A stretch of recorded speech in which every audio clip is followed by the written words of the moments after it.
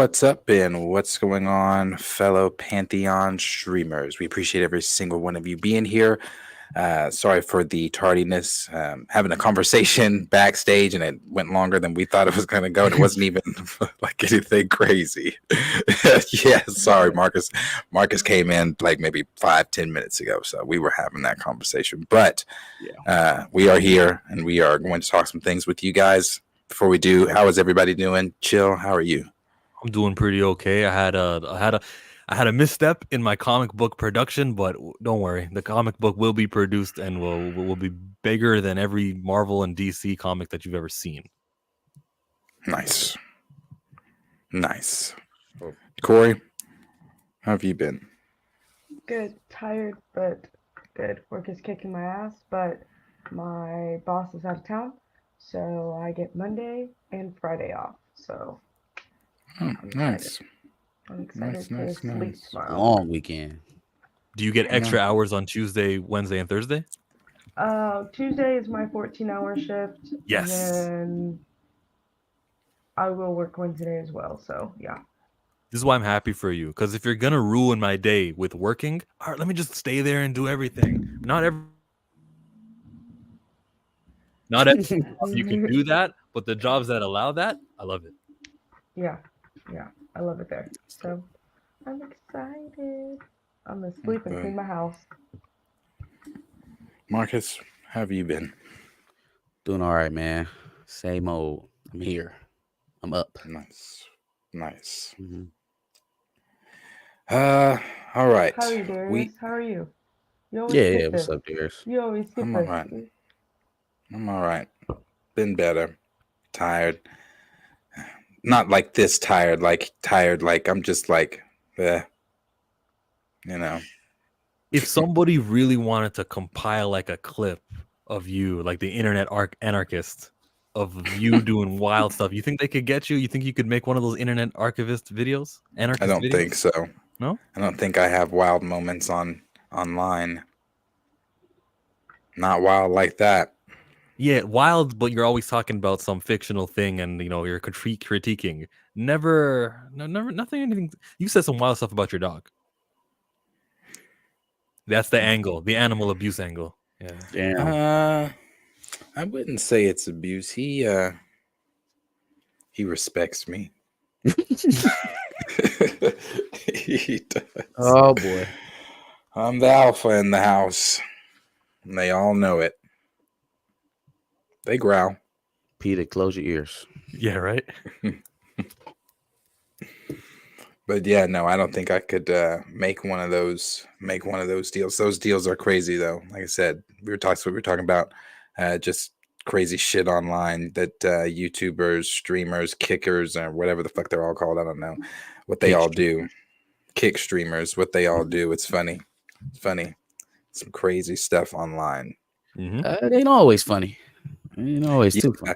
Yeah, no, not funny in that way. Just funny, like I'm saying funny, like it's because the dudes is still doing it after these videos have come out and the people have kind of pressed a legal issue. But it's funny, like there's nothing that I guess can be done online to these guys unless the local law enforcement gets involved. And then how the hell do you get the local law enforcement involved with? I don't know. Interesting. What we talking about? The vegan dude? No, not him. The 20-year-olds getting these 17, 15-year-olds to. Oh, yeah. I got you. Yeah, some craziness. Anything goes online, I guess. There's certain dark corners that I just was not privy to that I've learned a lot about. So.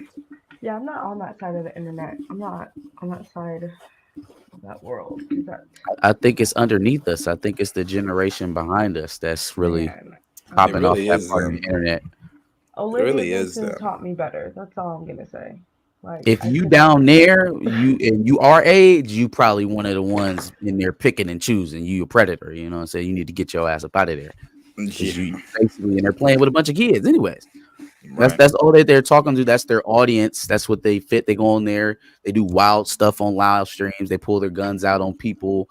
in public places. They crash their McLarens and videotape themselves going into ambulances. They, videotape their friend bleeding and then make him videotape the rest of it as it's raining and they're being removed from it. So it's just a bunch of horse shit, but it appeals to a younger crowd that, eats mindless entertainment a little bit more readily, I should say. Yeah, definitely. I work for the state, and I talk to a bunch of young guys during throughout the day, and this generation really truly is a highlight of the indictment of the American education system. When they call in, I am baffled sometimes. I really am. I am just like, because when they call in and it's like the way they speak, I immediately go to whatever screen tells me how old they are. Because I'm like, you gotta be. And I go and I'm like, yeah, you are. You are. So do you change your lingo for them? No. I'm just like, my calls are recorded, so I can't really say some of the things I want to say. But like, example, like I had asked Henry, I said, legally, if I did like, I said, if I was to do like what's that police or whatever the show, the cops type of deal where I muffled the voices and whatever and bleeped out the names and the blah blah blah, and just the story part, could I make content on how stupid some of these calls and how ridiculous some of these calls are? And then he was like, I don't know, HIPAA and all that shit, and I was like, oh, fuck. So we just didn't go that route. But I'm telling you, bro, TikToks. Oh, I'd pop on TikTok if I could just sit in front and just answer the phone and I muffled everything and you just hear the story that I'm being told. Oh, you'd be floored with some of the shit. And now that's off of the stupidity of this younger generation. That's just some of the other stuff. But with the stupidity of this younger generation, when they call in, it's the not knowing shit about yourself. Can't answer shit. Can't tell you a social. Can't tell you like address. I'm just like, and this is not like a once in a blue every. No, this is like a consistency. I'm like, Jesus. Yeah, not knowing your address is crazy. It's wild. No cap. I shouldn't have said that. Oh, he got one. Here we go. Eugene's phrase I hate is type shit. Because when we be streaming type shit, we gotta talk. We gotta come up with topics type shit. Type shit. Yeah. Like locked in. His name is like Uncle Ben. That's cool. Like the rice type shit. You feel me? But the words like that, you're locked in. Words like that, young Gen Z gets credit for it, but some of these were used, and you guys have all heard this stuff before. So the quick version is, it was black first, and then younger people started using it, and they got credited as this is a Gen Z slang. Oh, it's still young black people that have delivered it to the younger generation. They just got it from us, and then they've retooled it, and the same way we did with our older brothers and sisters and cousins and parents, and stole their stuff and called it something different. Well, something what I'm saying? Yeah, it was swag before, now it's Riz. You know what I mean? It was bestie before, now it's twin. You know what I mean? It's just you just kind of retool things. We used to say if you're like hitting on a woman, you're chopping her or you're swerving on her. It turned into that like 2010. Did you guys ever use that slang? Swerve, probably. Yeah. Right. Yeah, my boy. But now like we're all on the internet. Say it again. My boy. But now we're all on the internet, so we all got our slang together. So it's just not the same anymore. We're not going to have regional variants. The older generation the older generation. See, I like the 70 jive turkey. hey, style. Bust down, Jack. Hit you. Yeah, that's I need some of that. I need them to bring some of that back to the forefront. What's a used word? to hit you and pause you. if you wanted to insult a woman for something she did, Jezebel. Like, what's one of those? Yeah. Damn, what would they call her? I don't know. I'm 30 Hoochie? years old. Chill. I don't know. Yeah. John No, Turkey either. was the best I had. This I don't know. stream, whatever that means. Yeah. Good one. Yeah, floozy. Floozy, yeah. Floozy. Oh, A floozy. woman of the night. A night stalker. I like Jezebel. Jezebel fits. This is only Sweet Luke Christmas. Cage. It's not bad though. What do we got? Do my high school. Everything is going ham. I remember ham. Yeah, I remember ham. Ham is done. Hell yeah. No one says that. Sometimes they make resurgences. When Straight Outta Compton happened, Hey, don't try to make it happen. It's like Fetch. Don't try to make it. Don't force it. but Straight Outta Compton brought back Dope. Ooh, fresh. Dope. I feel like dope is endearing. Dope is a multi-purpose word, right? It never really dies. Oh, Right? yeah, There's dope always is- dope. There's literally always going to be dope. Some kind of Yeah. dope. Somebody's dope. Your dope wasn't your father's dope. It's something different today. Liam said, "How many Gen Z do we?" I'm interested in that too. And with that, Gen Z, here's a Ooh, question Gen I do Zers. have for y'all. Do you know your socials by heart? That's an interesting question. I'm just gonna be quiet here because I don't know my social by heart. You don't. You know what? I I'm just- gonna give them a little bit of a break on that, Darius. You know why? Because we had to fill out so much paperwork. Like everybody wasn't so enamored with using technology to collect data through our It's childhood. true. So we wrote on a lot of paper. We filed a lot of shit. So we had to remember our phone numbers, our addresses, our socials, because we had to write them down on paper constantly. We got this shit now. You know what I'm saying? You don't got to Yeah. remember that. That is You don't have to true. remember. It's all right here. We should remember our loved ones' phone numbers. I feel like we should, but there are so many numbers I don't know. I know my mom's. I know my house number. I know my parents' numbers. I know my wife. I know I know my Henry's. number.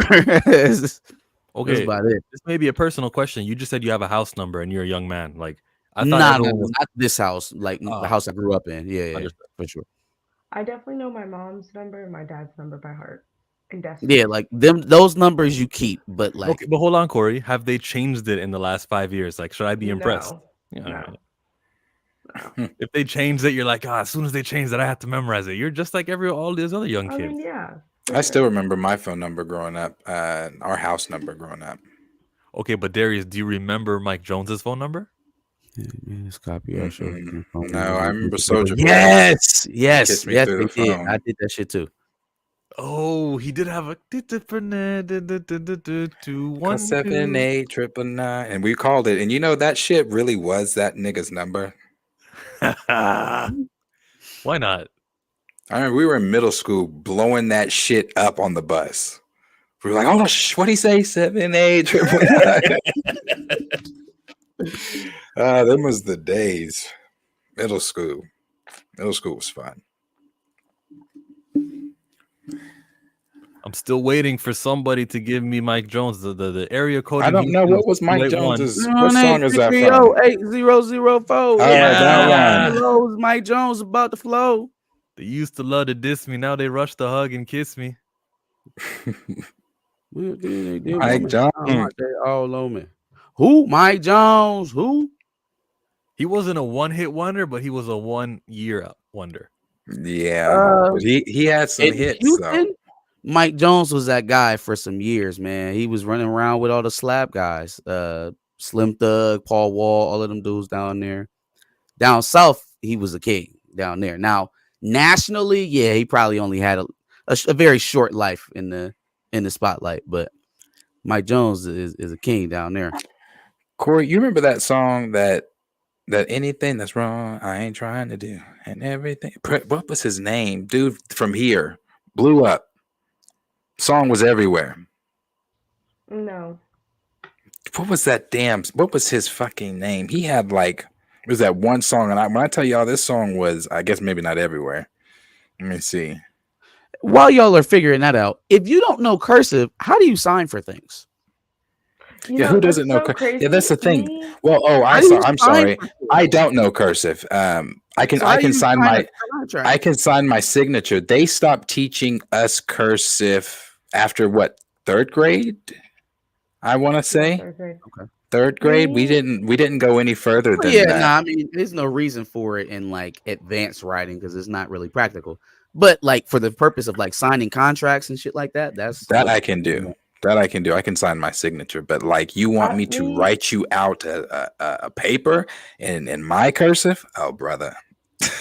Yeah, I do still remember having to write paragraphs in cursive, bro. That shit. yeah, me and a Yo, patient of school mine is were so literally easy just talking now. about that. So easy now. They don't have homework every day. My son just started doing homework. They've been in school for like 2 months. I was like, God, where were you at? Where were you? Super J. Super J. Put that on the set. What's Why that? does that You- sound so familiar? Because you know that song. They blew that fucking song up. Now Super J put it on the set. Super J. He was a local artist. Local from like the city, and brother could sing. He could sing. Now he had that hit. That was a hit, but that second song, Was flop. I ain't heard from him since 09. No, I think they actually just brought cursive back into education. Because me and the patient were just talking about it today, actually. At least here in Oklahoma, they brought it back. At some point, though, it stops being relevant. I mean, It's not yeah, relevant. but I mean, Yeah, to it doesn't my- really my- have a my- practical use other than My signing your name. handwriting, my handwriting is like a hybrid between non-cursive and cursive. But I My went to mom private does school. that. But I went to private school, so I started learning cursive around first grade, and we continued on until about fourth grade. And we had I to think like, that is so weird. I'll just be looking at her notes or something like that, and she'll just add this random ass J or G in there that's in cursive. I'm like, what the hell is this? Like, write it out right. Put it regular. Literally everything else is in print. Why is this here? Weirdos. You probably left-handed too, huh? no, I'm right-handed. Oh, okay, all right. I'm a righty. For sure. You get a point back. Thanks. I appreciate that. We're here for news items and topics. Everyone, thanks for all being here. Liam and Latrell and Raymond's in the building. We got William Moloch as expected. William, we wouldn't do a stream without you. Tony Robinson also. Johnny Brother Stark. Everyone who's here. Thanks for being here. First topic is about, well, you guys. Who wants to choose the first topic? We can start with the Netflix, because I have not watched it yet. What are we talking about? Netflix is starting 5. Oh, don't plan on watching it, but we can talk about it. Why? Because it features LeBron? Fam, I want my franchise back. I want my team back. And the faster he can get through, this season, his photo out with Bronny, however this season goes with JJ Redick as the head coach, the faster we can get through all of that, the faster we can start talking where LeBron actually wants to spend the twilight of his career. And if that's in LA, how long that's going to be. Once we get out of the media craze of what's happening right now with Bronny and LeBron, it's going to smell really shitty over there in LA. So I just want that to kind of happen quickly so we can start this process sooner rather than later. Has Corey watched starting 5? No, but I will say this. You guys know I'm not a sporty girl. But last year I got the opportunity to go to a Lakers game. Ah. And like, I get it. Like, I know who LeBron James is, obviously, but I don't follow him like that. I don't keep up with him basketball celebrity wise. Like, I know who he is because of media. But I get what you're saying. Like, I've never experienced sports at that level, and it was so much fun. It was so exciting. Yeah. It was just like a feeling of just like, even though, I mean, I know I can follow basketball way better than football, so it was way more exciting. But yeah, I mean, I don't know. I haven't watched it, but Was it an Oklahoma City game you saw them? Were they playing Oklahoma City? No, I No? forgot who they were playing. No, she was I in forgot. LA.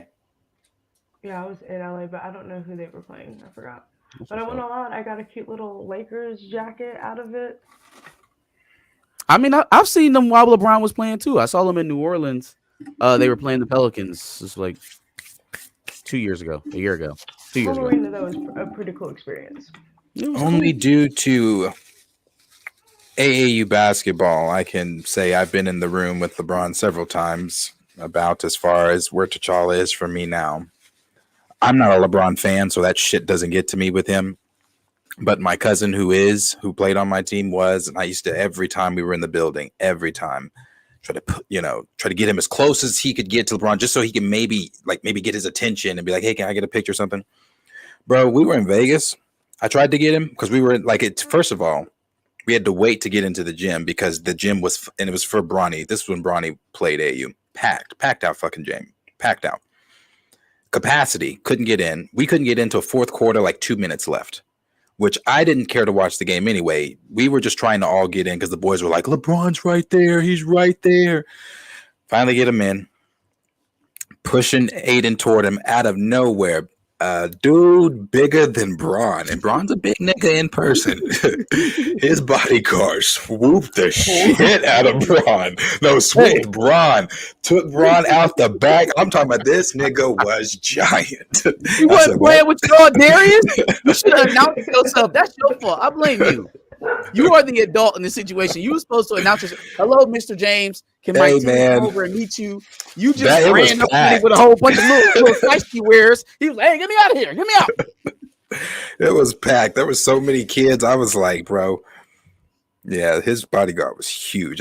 Bro. Excuse me, sir. We're trying to talk to Mr. James. Give me a moment, please. Darius got switched up. There was no fucking way I was telling that nigga, excuse me. He was like a Kratos in real life. I wouldn't be running that week. I ain't running no suicides. I'm sitting down at practice.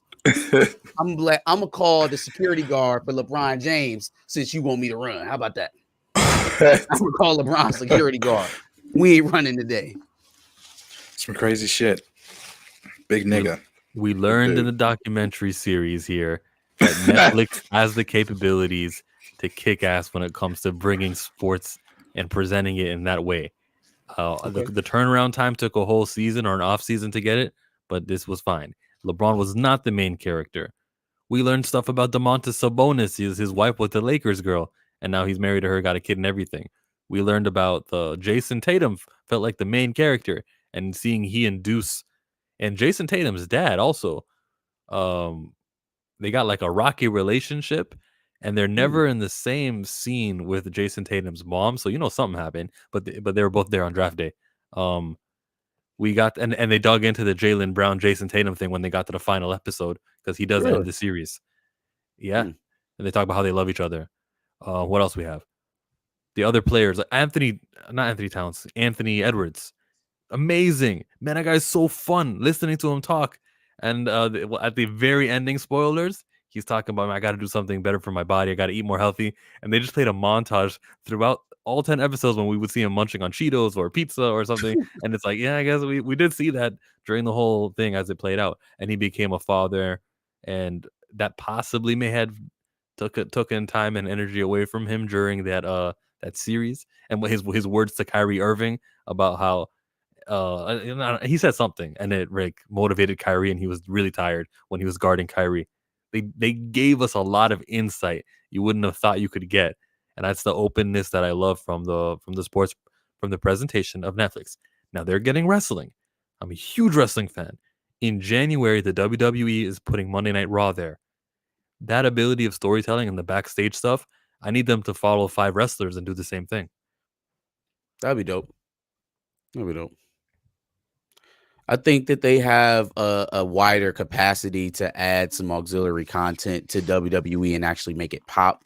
Like they had some of that on the WWE network, but even when I was getting that shit for free, I wasn't watching it. I was going back and watching old pay-per-views. I was watching the new pay-per-views. I was watching episodes of Raw and SmackDown that I had missed. I was not watching Cody and his wife, arguing in the kitchen, or the Hardy brothers and their wife. Like I just didn't give a shit. So the closest thing you could probably get to that is wrestlers talking about former arcs, and you get that off a podcast. They can't commodify that the way that it already is on platforms like this, where it's already popular, right? Like I don't think Total Divas on E Network.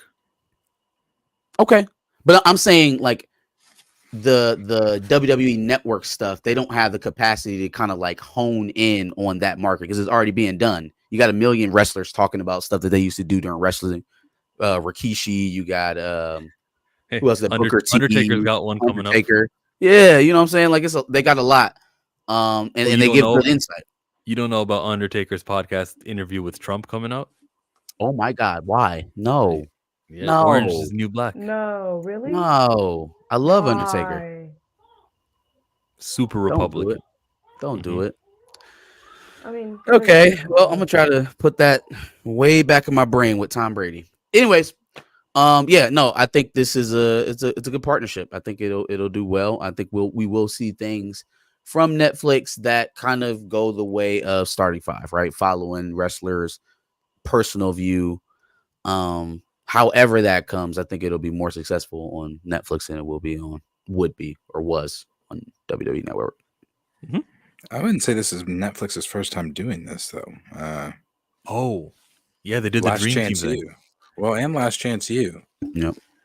The basketball, the second season basketball one wasn't as good as that first season, but that first season was really, really good, really good. The football, I don't think I've watched the football one in quite some time.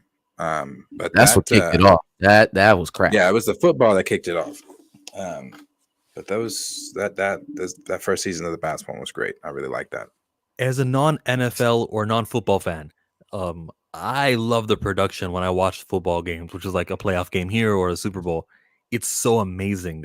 Sometimes the guys will announce themselves, I'm so-and-so, number 3, and I went to this college. And they all have fun in the little square box. And sometimes there's like lines that they put on the field that aren't really there, but are being imposed on screen.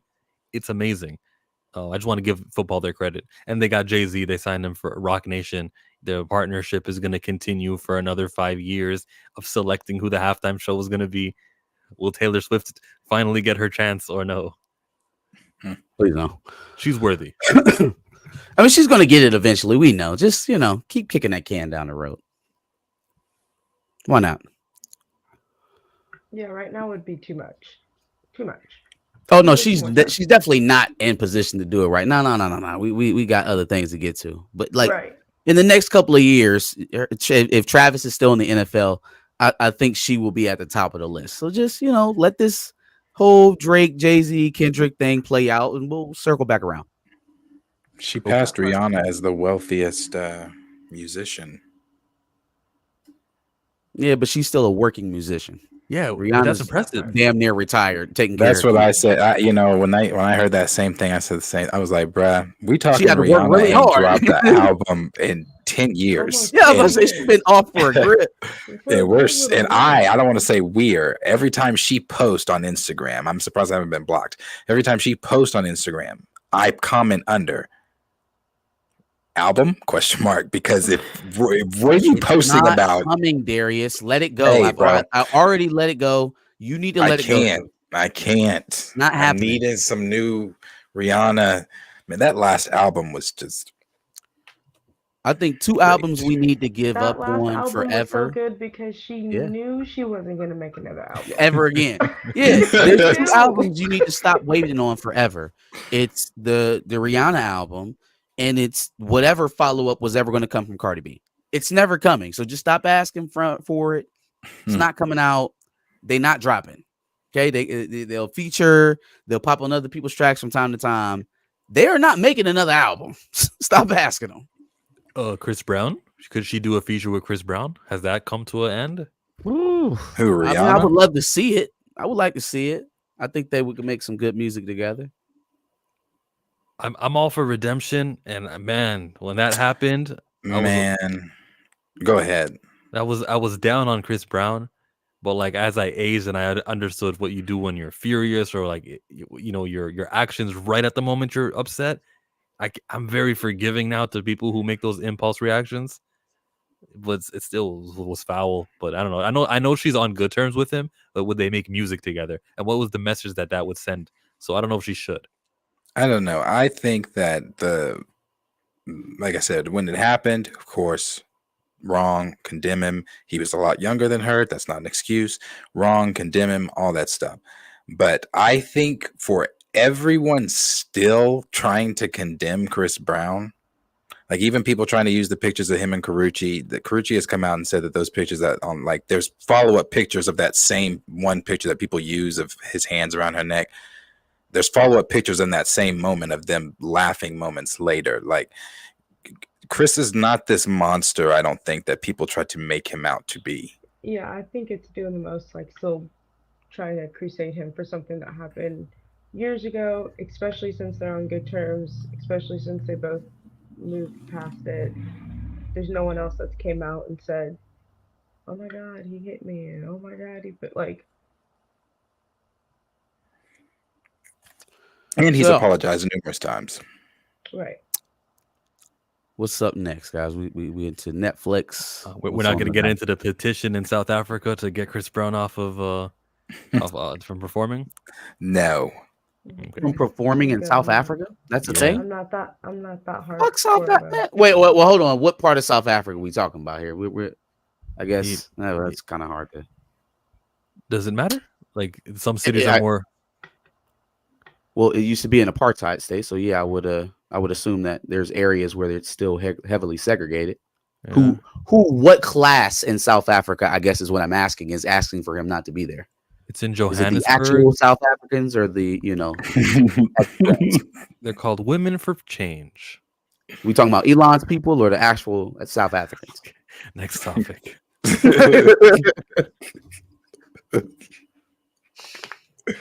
What is next? Let's go to Krypto, because this has actually caused quite a stir on the internet. So James Gunn, of course, anything James Gunn does, it seems like any time he posts something involving the DCU, there has been hit with a lot of vitriol with whatever it is. From, of course, you got your people that are really loving what he's doing in the DCU, I being one of those people right now. Aside from some of the casting with Aaron Pierre as of late and a few other things. Outside of that, I'm liking what I've seen with Superman. I'm liking the casting. I'm liking the things I've heard. Everything like that. I like it. That, I still have to see the film and everything like that, but I like it. But it seems like everything that James Gunn does just gets hit with like, and I understand this one, because this is one I do not like, because when he posted this picture of Krypto, he obviously posted it with the heartfelt message of him and his person and his dog, and how he, when he saw his dog, he immediately thought Krypto and put Krypto into the film. Well, when I saw that picture, I immediately made a face like that's not Krypto. Just the Krypto I'm always used to. Krypto I've always seen is a lab, and then when I saw that one with the picture next to it, I was like, oh. I don't know, but a lot of people have been saying a lot of things about not just the dog itself, but about the James Gunn's presentation as far as everything goes, with how he's presented so far for the DC or for Superman for fans. As far as like the first poster, people tore that first poster apart when it dropped. There's this. There's the stuff over the Middle Eastern stuff that's involved in the film, and whatever else. So there's just a bunch of things that he's getting ripped apart about. And then, of course, there's the people saying that he doesn't know how to manage a studio. I disagree. I think James is doing fine. I would think he needs to tone down on the internet interaction, but I think he's doing fine. Do I think that the spinning picture, the spinning Earth in the background is like? Mwah.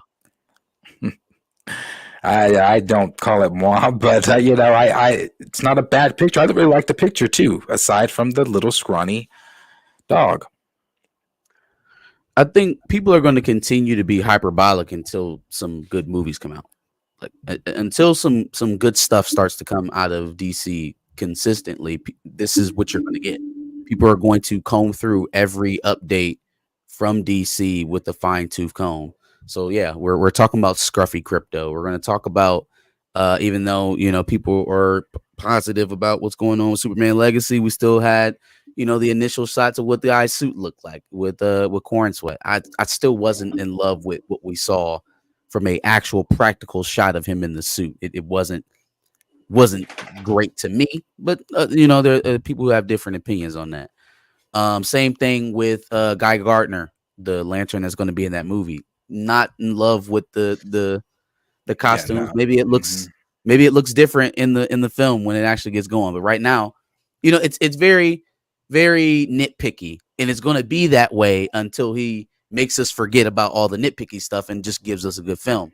So whenever that happens, it'll be to their benefit. But until then, this is what you're going to get. You're going to get hypercritical because they just don't have a reputation for putting out good projects. I like this comment that James can respond to the Krypton controversy, but not the colorism issue. Man, ain't that funny? Ain't that about a bitch? Literally. Yeah. The actress that plays well, can I just finish the thought? Yeah. This is the controversy he responded to. So this is Threads. Not to be that guy, but isn't Krypto supposed to be something akin to a Labrador or something similar? I'll still watch it, and I'll probably still love the fact that he's in the movie to begin with, but I noticed that right off the bat. No, Krypto is historically a generic white dog. Everybody substitute that with Jon Stewart. Jon Stewart is historically a melanated black man. Black man. He's a black man. Anyways, isn't Jon Stewart a dark-skinned black man? He's a black man. A black man is a black man. That's what I would say. Be thankful for your representation. Sometimes also a lab, white shepherd, husky, or Dalmatian. I haven't seen these. Damn, I ain't seen no damn Dalmatian Krypto. You got to go with what the cartoon was in 2004, and that's the official, Krypto. That's what the masses know. He says, but obviously he's an alien, so he wouldn't necessarily be exactly any one of these things. I mean, I guess. James, don't go sit the fuck down with that one. Yeah, you don't have to do this. You don't have to serve this garbage up on a platter for people to digest.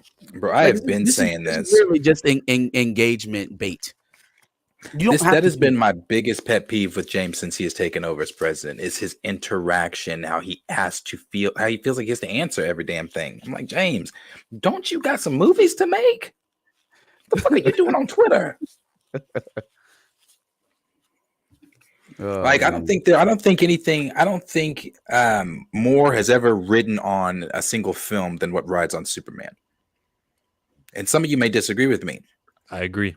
I think that if Superman fails, this whole reboot fails.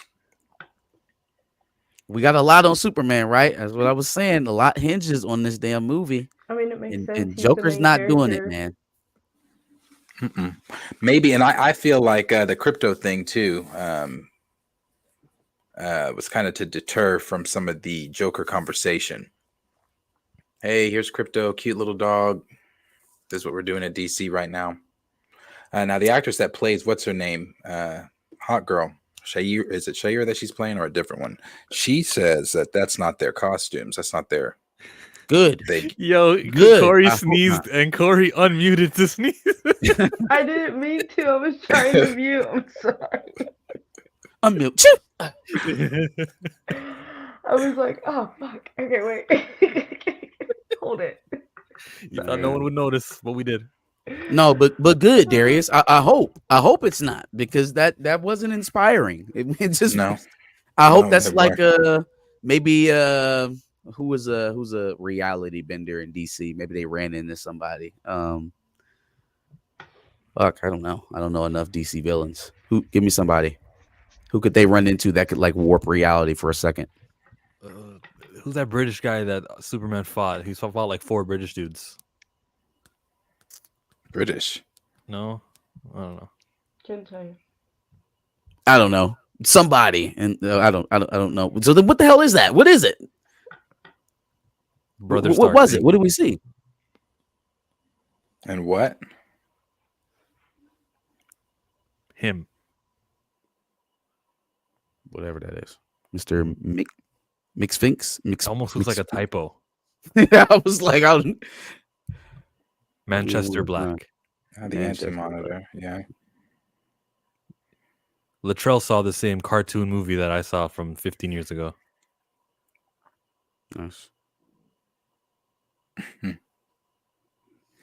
Yeah, no, a lot rides on Superman. A lot rides on Superman, and it's got to be a phenomenal film. It really does. And that, that really brings that whole thing up too. Do you think that Feige is going to try to put his foot on James Gunn's neck with knowing that, okay, this is Fantastic Four, this is Superman, these come out the same month. We got to crush. Do you think James is going to try to crush Feige? They're not in a position to. Marvel's in a little bit of better position. They're fighting for their lives. You're right. Wow. Marvel's fighting too. But they're in a better position than DC. Marvel's in a better position than DC. In a position to be trying to take the other one out. Lives.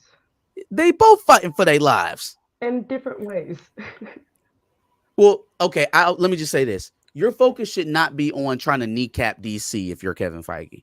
And if you're James Gunn, your focus should not be on trying to kneecap Marvel. Your best chance of doing that was poaching Damson Idris, right? Because I do think that they want him. So that was your best shot at stumping them at something. But other than that, you focus on what you got going on over there. Both parties, both corners.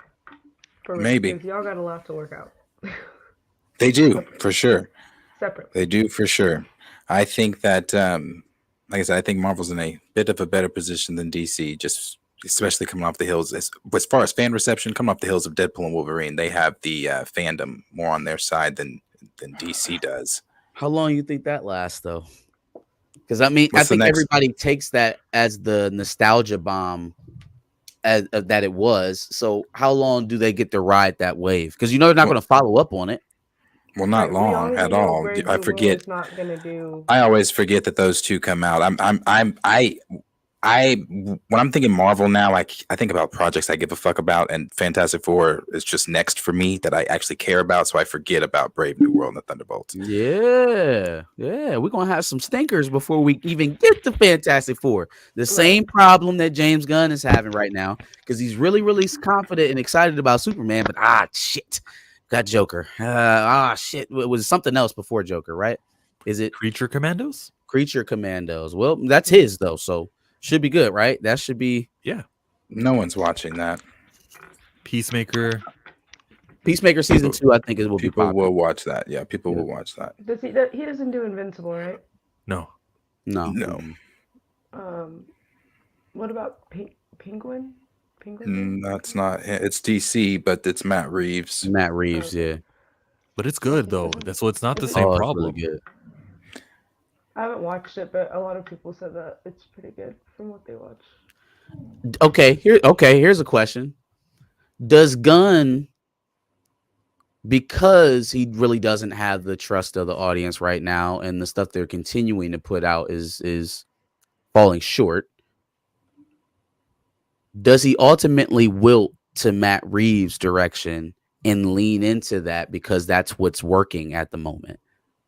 He would be smart to.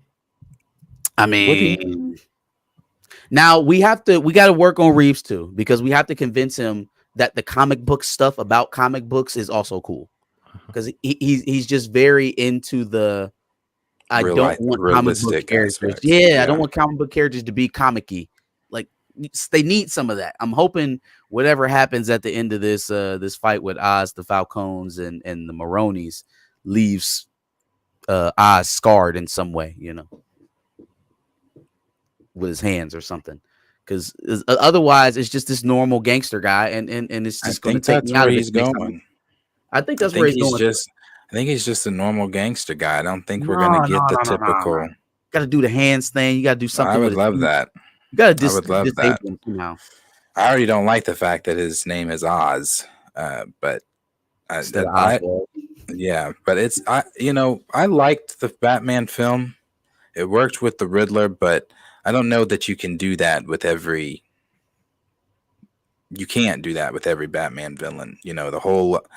If I don't know how true that is from the rumors out there, but if they do Mr. Freeze and it's just some guy that has a fetish with freezing his victims, I don't want to see that. That's something I can watch like on a Thursday night on like Law and Order. Like that's like a documentary. It doesn't push the physicality of Robert Pattinson either. Like when is he going to meet a foe that can actually fight? That's not like some incel nerd who got some some science projects that they use to blow up Gotham or to flood the city. Right. Let's take a step. It's the Court of Owls. That's still not a physical fight for. Not much. Yeah, that's not much of a difference. Yeah, it's more but it would get us to Damian though, fight. which is weird because they're doing Damian and Brave and the Bold. So why are we working in angle that leads us to I have Damian? A question on that. We haven't heard shit about Brave and the Bold. Are we sure Brave and the Bold is still like we've heard about Wonder or the Supergirl, Woman of Tomorrow, and all that? We've heard nothing about Brave and the Bold. It's been radio silent.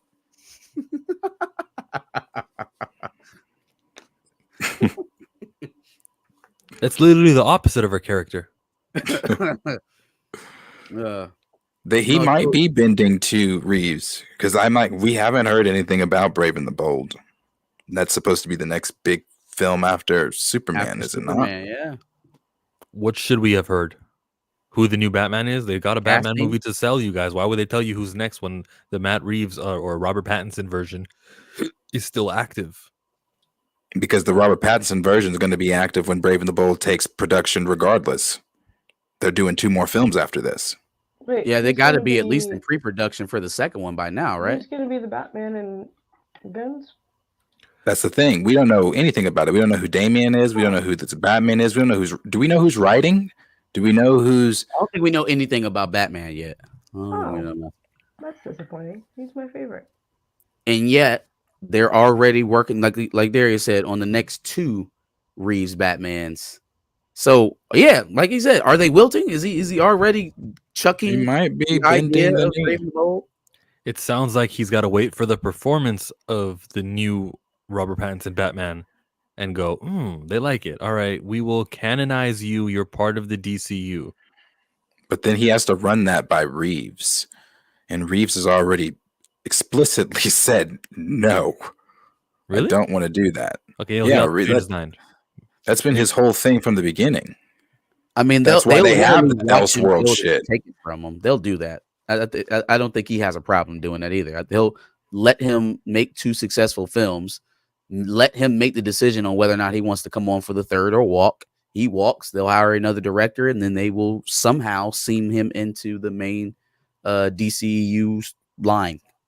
You don't need Matt Reeves. You just need Robert Pattinson, and then you'll say it's the same canon. That is literally how they'll think about it. Now, will that work? Hell if I know. But they'll do that for sure. They won't let him strong arm Batman if that's the Batman that they're going to use. No. That's our toy. Give it back and we'll let you play with it, or you can walk, is how they'll handle that. What I've heard from the DC little channels I follow on Twitter, Zaslav is ready to cut Reeves' shit. Oh, Reeves. Why? What? That's what I've heard. Cut Reeves? He's ready to cut Reeves' shit. He said, "What if it's not successful? He's ready to cut it and just forcefully add him into the DCU." See, you know what? This reminds me. We've seen Zaslav slash shit before. Oh my god! Interesting.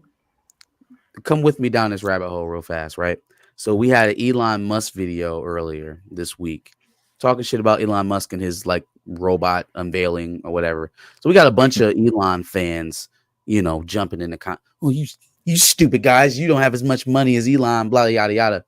And their main the main common theme was, oh, well, he has money and you guys don't, so you can't be smarter than him, right? Or he has to be intelligent because he has money. That was the basic connection. Zaslav looks on the menu that WB has coming out of DC. The only things that are even remotely successful, Pattinson, Batman, Penguin, and says, I want to cut his ass. Stop thinking that rich people are so much smarter than you. Okay? Stop. Just we got too many examples. That's true. I mean, right now it's a big waiting game. I don't, as far as Creatures Commando goes, for me personally, that I don't care. My test is Superman in 2025. And hopefully we do get a trailer in December. I hope we do. Tease something. But if it teases, it needs to be a tease that has people talking up into that first trailer. That first official trailer. That tease has to be like, oh damn, like you rewatched that tease. They get you speculating, talking, conversation. Superman's trending. James Gunn is like, it needs to be that type of, and it needs to be positive. There need to be, like, of course, there is going to be the hate group, the Snyder group that hates Gunn because you killed what was going to be. That's going to hate on it regardless. But I think for the most part, if the real people out there are actually watching it for the right reasons, like, okay, this is actually dope, it can spark some good conversation, but it has to do that. If it doesn't, the Super Bowl happens in February. The movie is in July. That's trailer time. The Super Bowl trailer may be the debut, and that might not be a trailer. Yeah, that might not be a good idea if you ask me. Do it on a playoff game. But the Super Bowl has so much other things that are going to attract attention. You don't want your movie's first trailer to be at the finals. Super Bowl. Use the finals For basketball. Well, that's the NBA finals. I think that's way too tight, way too close. You will have already seen a trailer. I'm saying put both of them should have TV spots, but just don't debut on the Super Bowl. Yeah, I can see where you're coming. Because maybe teaser at the Super Bowl somewhere, smaller slot. Marvel definitely shows that way. Fantastic they've already seen some footage and they know what to expect. Like they have that. When we're gonna get the full blown trailer, you kind of blue ball them all the way to June. So do the teaser a week before the Super Bowl. During the Super Bowl, just replay the teaser, fine. But I just don't want your first time ever to reveal the trailer. Super Bowl slot? No. Well, I guess it's a new franchise, right? Because I feel like there were a couple of Avenger films that premiered their trailers during the Super Bowl, but that was also in the middle of the MCU timeline. It wasn't like first Avenger or Iron Man 1 that was doing Super Bowl ads. So from that perspective, I guess that does kind of make sense. You don't want to spend all that money. Super Bowl ads are expensive. So now that I think of it, Darius brought up the Fantastic Four. If they are fighting each other, then Kevin Feige is just waiting. Oh, James Gunn dropped it very next day. Watch the Fantastic Four trailer, everyone. I can guarantee you, I bet Marvel drops the F4 during the Super Bowl Super Bowl. Yeah. They dropped Deadpool, didn't they not? Then what would be the difference between F4 and Superman then? I mean, they're both established brands, but they're relaunching the franchises. So what would be the difference? That is true. This is really a first for the both. I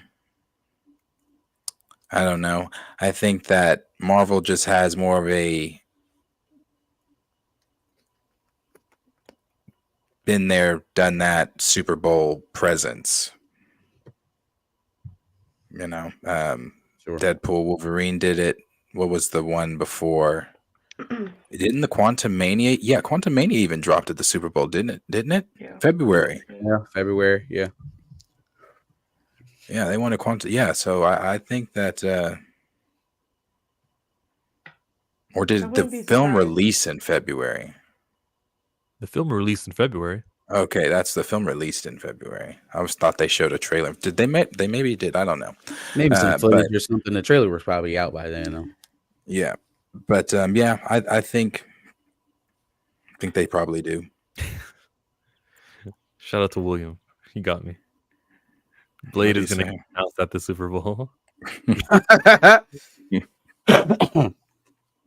Somebody said they saw that Blade was canceled. I haven't seen that, or that Mahershala Ali walked away. I have not seen that.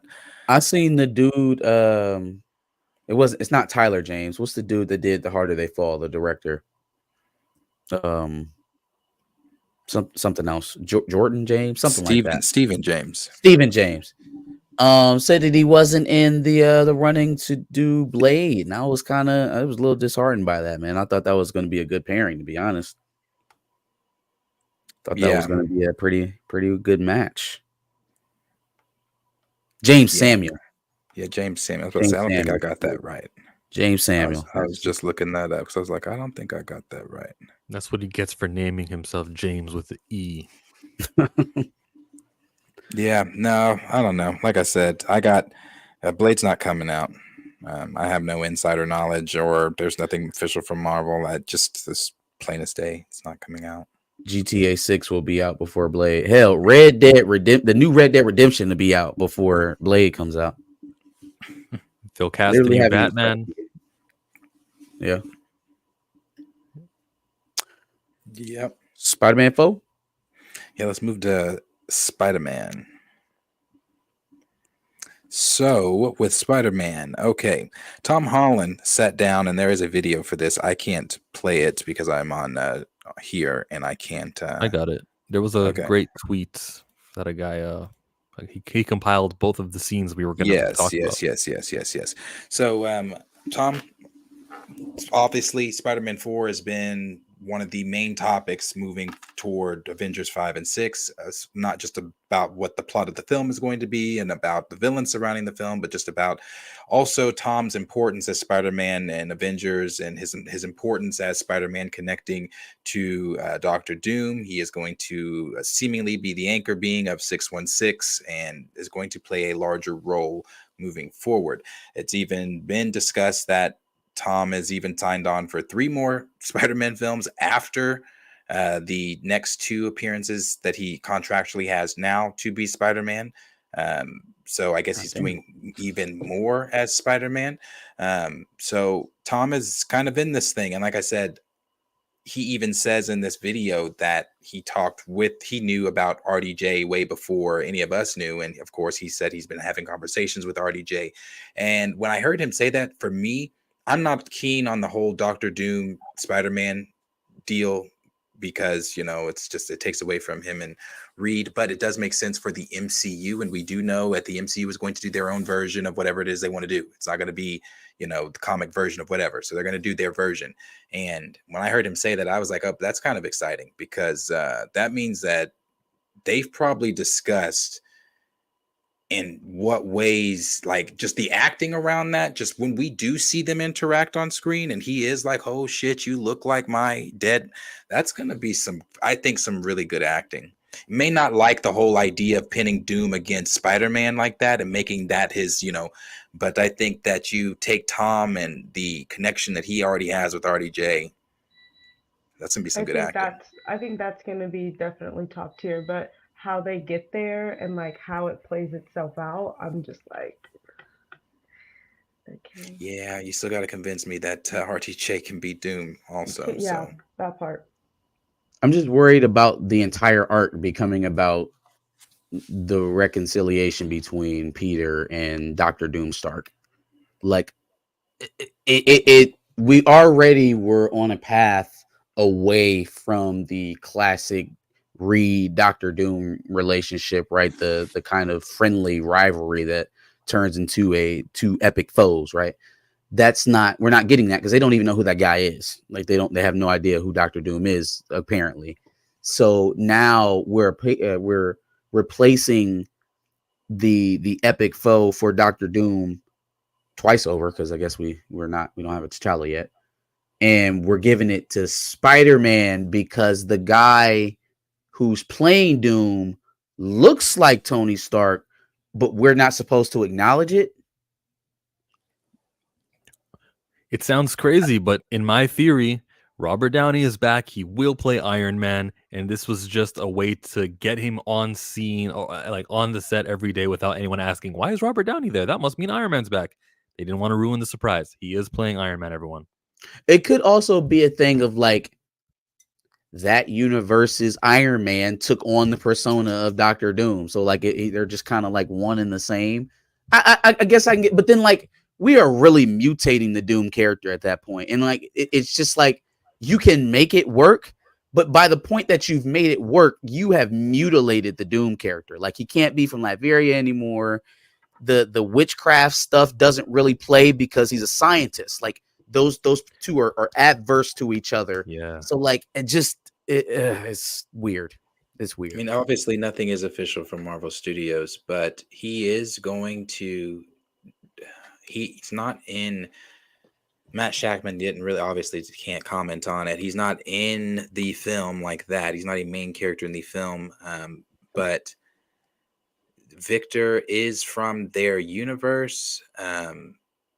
He does not have the background, I guess, that he has with Reed. You know how he went to college with Reed, and that's how they met. That's where their rivalry started, and all that kind. That's not happening. I don't think that's the backstory, but I do believe he's from their universe. But like we said, I don't believe they know him like that.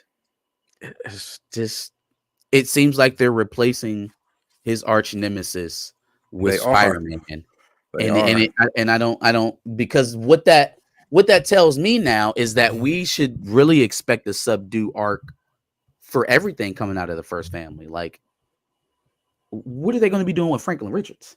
If they're not going to center Reed in the correct spot in relation to Dr. Doom, how does Franklin ever become the actual being that he is? Right? Like, well, how do we do that? How do we get through that? Hopefully they don't fuck Franklin up with Galactus still being in it. Hopefully that's still their angle there. Galactus's connection to Franklin, Franklin's connection to Galactus.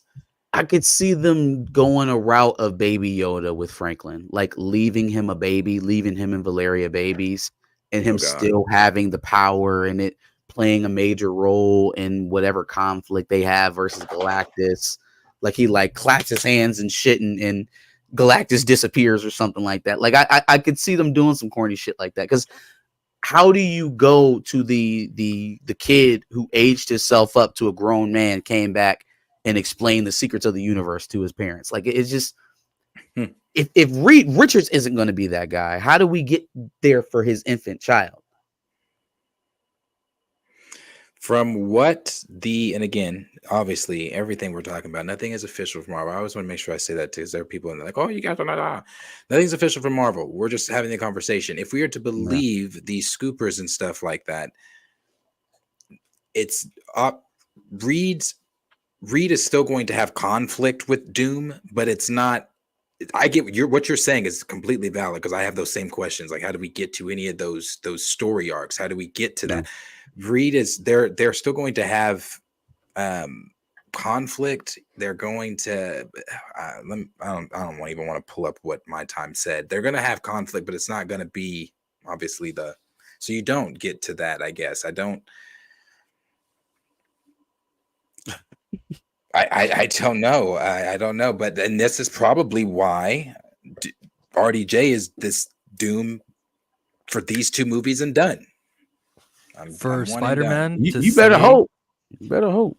But since Tom Holland mentioned him knowing about the Robert Downey stuff in the interview, that means that he has a role in his appearances in his movies. He's going to be in a Spider-Man movie.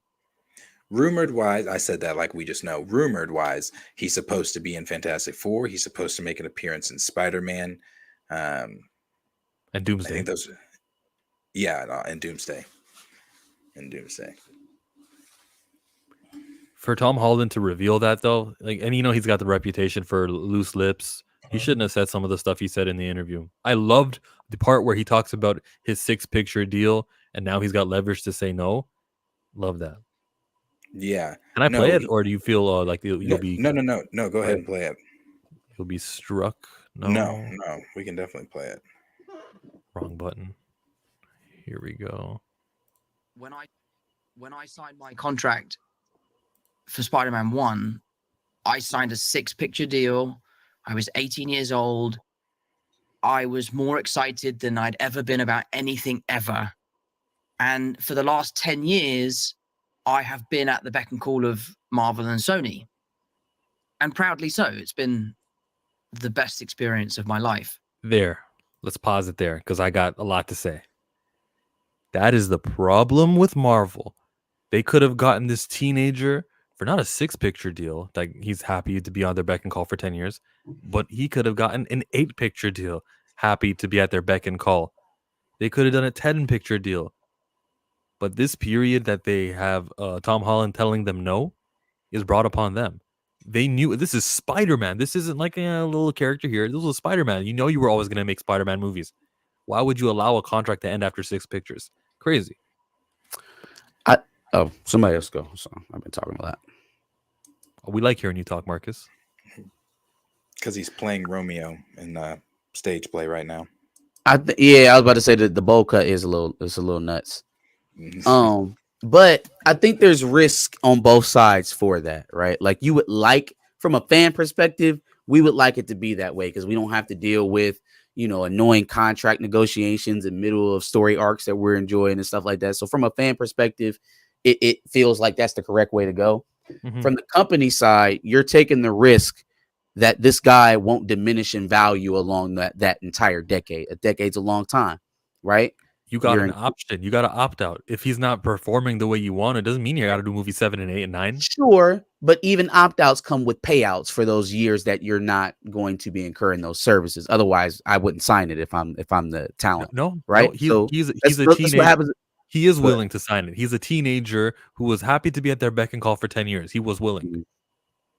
No, I hear you, but now we're advocating for an 18-year-old to take a less advantageous deal just because he's incited to work with Disney with Sony, which is not that we shouldn't be advocating anybody to do that, regardless of how much they want the opportunity, because there's going to be a time when you're in a different position, you have a lot more money, you're older, you're going to want different things, and you may or may not have the flexibility to do that in your current employment. You should have the flexibility, if you so choose, to get out of that. And you shouldn't forego that just to take an opportunity in your youth. That's foolhardy.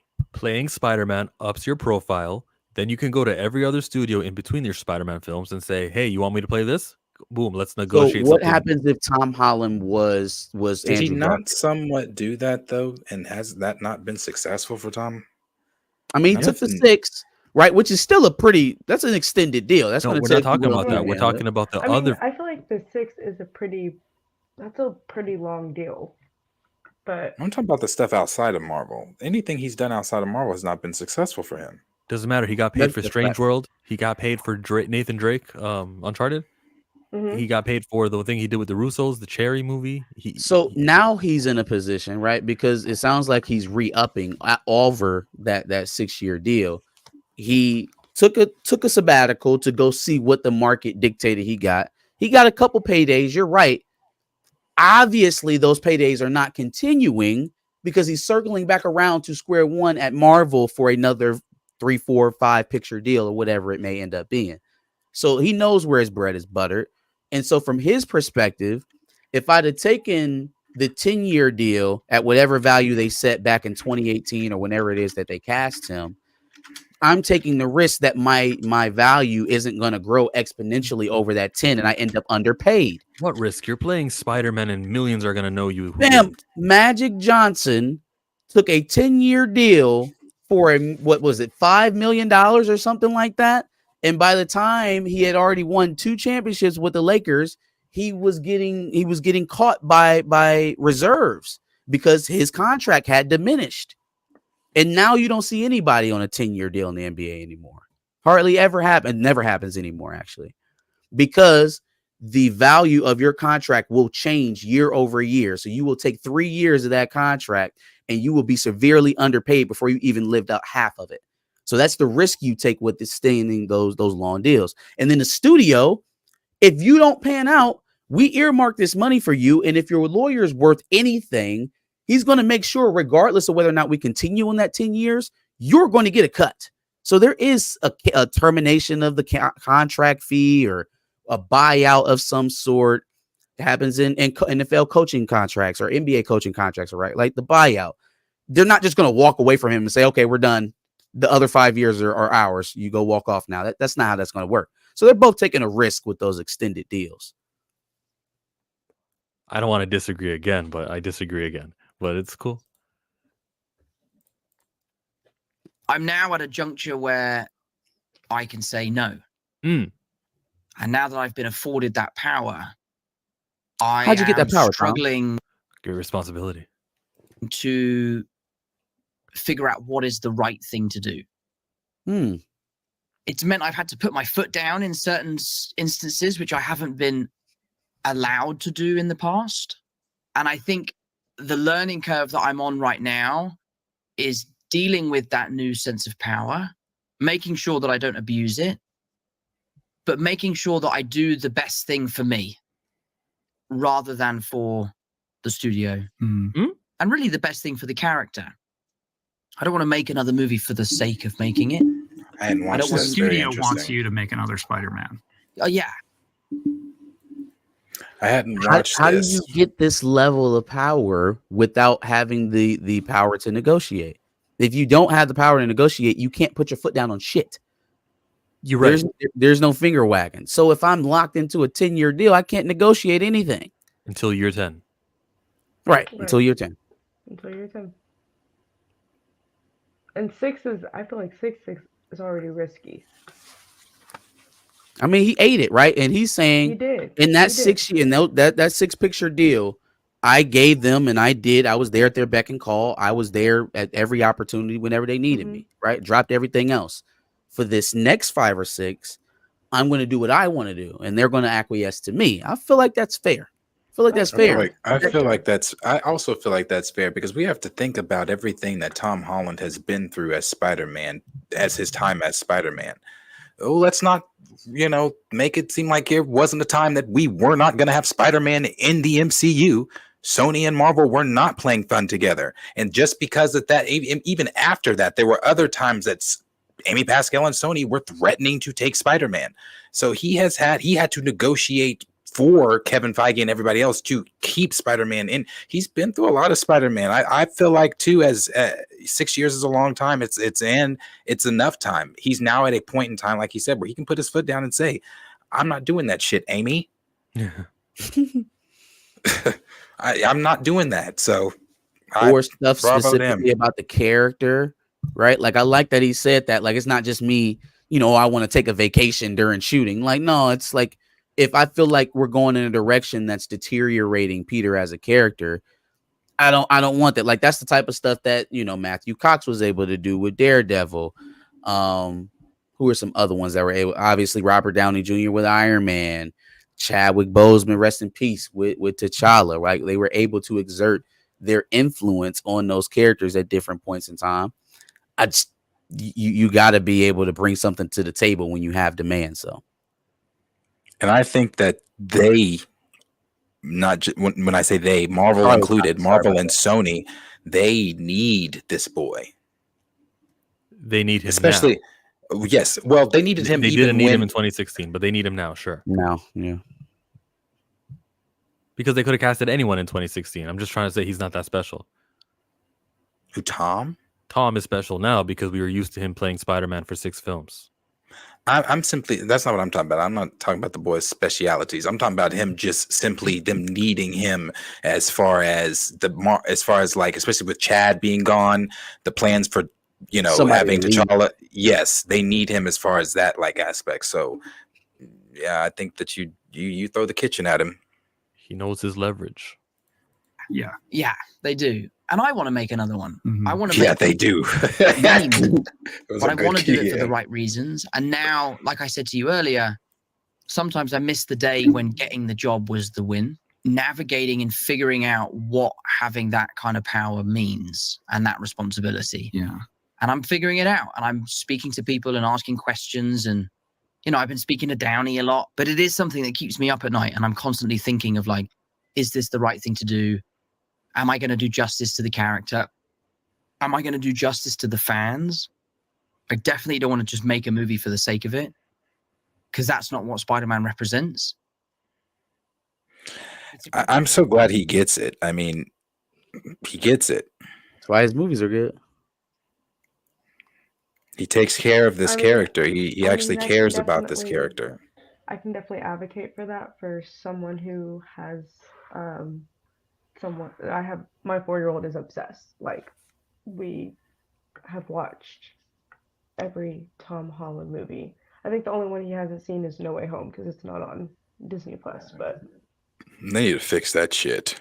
right, No Way Home immediately. isn't on Disney Plus. No, it's not. No. They need to fix that. Where can Uh, you stream No Way Home? Stars. Shut the And hell up. Netflix. No, has- sir. Stars. Is it on Netflix? Every Sony movie, the Netflix has first dibs for streaming rights. Oh, so Netflix. I haven't seen. I didn't know it was on. No Way Home currently, right now, is on Netflix. Yeah. Right now? Oh, bet. Well, we'll be changing that this weekend. I did not know But- that. You can even watch the extended version. Yeah, Nice. no, like he is through and through a Tom Holland fan. I mean, which makes sense. It's his generation, you know. But all the other Sony Spider-Mans are on Disney Plus, right? hmm He also Everyone knows- except for No One Home. Mhm. Oh, Yeah. yes, they are. Wait, are they on? Are they? I Because think they have that so. Yeah. Spider-Man section or whatever. Yeah. Yeah, they the have Raimi Homecoming. section, or not the Spider-Man section. But you They have have to. Homecoming and Far From Home. Yeah, but Netflix is operating on like a 2-year deal for new films. So that movie released in Christmas of 2022. That's all the old stuff. Gotcha. Yeah. When this 2 years is up for Netflix, I'm sure Marvel or Disney Plus will buy it for perpetuity. There it is. I would disagree with what William said there about they need him until Miles shows up. I don't think so. I think even after Miles shows up, they're still going to need Tom. They're still going to need Peter Parker. I mean, yeah. When I think of Miles now, I think of Peter B. Parker. Like, that's his mentor. He gonna pop up somewhere. Spider-Man always pops up. Yeah, don't throw Miles to the wolves like that right now. Give him an introduction that's worthy. hmm Don't make him try to save the franchise. Yeah. Let Spider-Man do his thing, clear the pathway. Let Miles be introduced. After a couple Avengers movies and an X-Men. I mean, he's you could still have Miles show up supposed in to a be few of in those, this you know? fourth one. He's supposed to be in this fourth one. I would like to I don't see know it. the way Tom answered that Miles question, or he referred to it. I want to be what Robert Downey was for me. I Did wanna he share say that. something about it? Play that. Yeah, he talks about it. One, and I feel like I owe it to them to And give I- and to Oh, I'm sorry. I was saying I only know that. I haven't watched this video. I just saw it. His quotes. And I'm not sure if this is the video he says it, but I do know there's a quote. deliver the best version of what the next chapter for Spider-Man looks like. And I think that's really important. And I think the creative integrity for something like that is really important. And the studio is on board and supportive and really collaborative. And I've been so blown away by how welcoming they've been into that creative room. But, we're working now with the pedal is to the metal. We're trying to get it going as soon as possible. Things are looking great, but there's still a lot of moving pieces that need to come together for us to hit the ground running. I'm not really sure about how much I can talk about in terms of what are some of the challenges we face creatively and No one's logistically. listening. Yeah, come on. yeah. Obviously, one of the things to bear in mind with Marvel is that your film is a small cog in a large machine. Right. And that machine has got to keep running. And you need to make sure that you can fit into that timeline at the right time to benefit the bigger picture. An infinite number of machines across the multiverse. Wow, has he grown? Exactly. So, that's one of the challenges we're facing. And the time in which we need to get that done is a tall order, but definitely achievable with the fantastic people we have working on it now. But my biggest thing is the creative. We have a creative and a pitch and a draft, which is excellent. It needs work, but the writers are doing a great job. And I read it 3 weeks ago, and it really lit a fire in me. Zendaya and I sat down and read it together, and we at times were bouncing around the living room this is a real movie worthy of the fans' respect. But That's there's a few fine. things we need to figure out before we can get that really going. but it's exciting, That's- and I'm That is really, exciting. really excited about it. Yeah, knowing he's putting his foot down. Yeah, so there was one that got you bouncing around with Zendaya. Right. You know, they probably read the scripts and changed their voices as they were reading it too. Like I personally, I like all three of the Spider-Man films in the MCU. I like Homecoming. I like Far From Home and No Way Home. Tom, I think, although Andrew is my favorite Spider-Man, I think Tom really does do a phenomenal job of embodying Peter, in my opinion. I really saw it in No Way Home, especially I talk about that scene a lot when I talk about Tom as Spider-Man. It's the bridge scene when he wraps up Ock and he's like, I'm in control of this whole arm thingy here that you got going on, and he is Peter Parker, I think, and I think he does a very, very good job of playing him. Tony Robinson, man. He had to make sure he threw that he was with Z in there. Hey, y'all, Sure don't get shit twisted. She's still mine. Yeah, no, man. I'm excited. cautiously optimistic. Yeah, I want to know. Obviously, I want to know more, but I just put this on a pathway to give us something different from Peter. Right? We've seen high school Peter. We've seen Peter with conflict with the adventures. We've seen young adult Peter. Like this should be something like man Peter. We should be starting to see Peter the man start to form. Peter's man. You want to see a man's Peter? No. It's something that has been even missing from the comics for Spider-Man is that they don't let the man progress out of this box of 18 to 25. Let's let him be an adult and give him some real life adult problems while having some dope villains to actually be the main course for the conflict in the film. But for the B plots, the side conflicts, I want to see a grown ass man. I don't want to see shades of Tobey Maguire. You know what I mean? Towards his second and third films, he was living out of a ratty apartment. He was scrounging for food. Right. He was still going back and forth from Mary Jane, trying to figure that out. She was about to get married. Then they were about to get married. It's just, constant back and forth.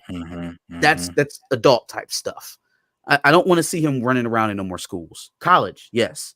No more schools. Let's retire that. The school buses, all of that. He's a man now. And so I think that's what he's talking about. This is a film that the fans are going to, first of all, it's worthy of their respect. That stood out to me.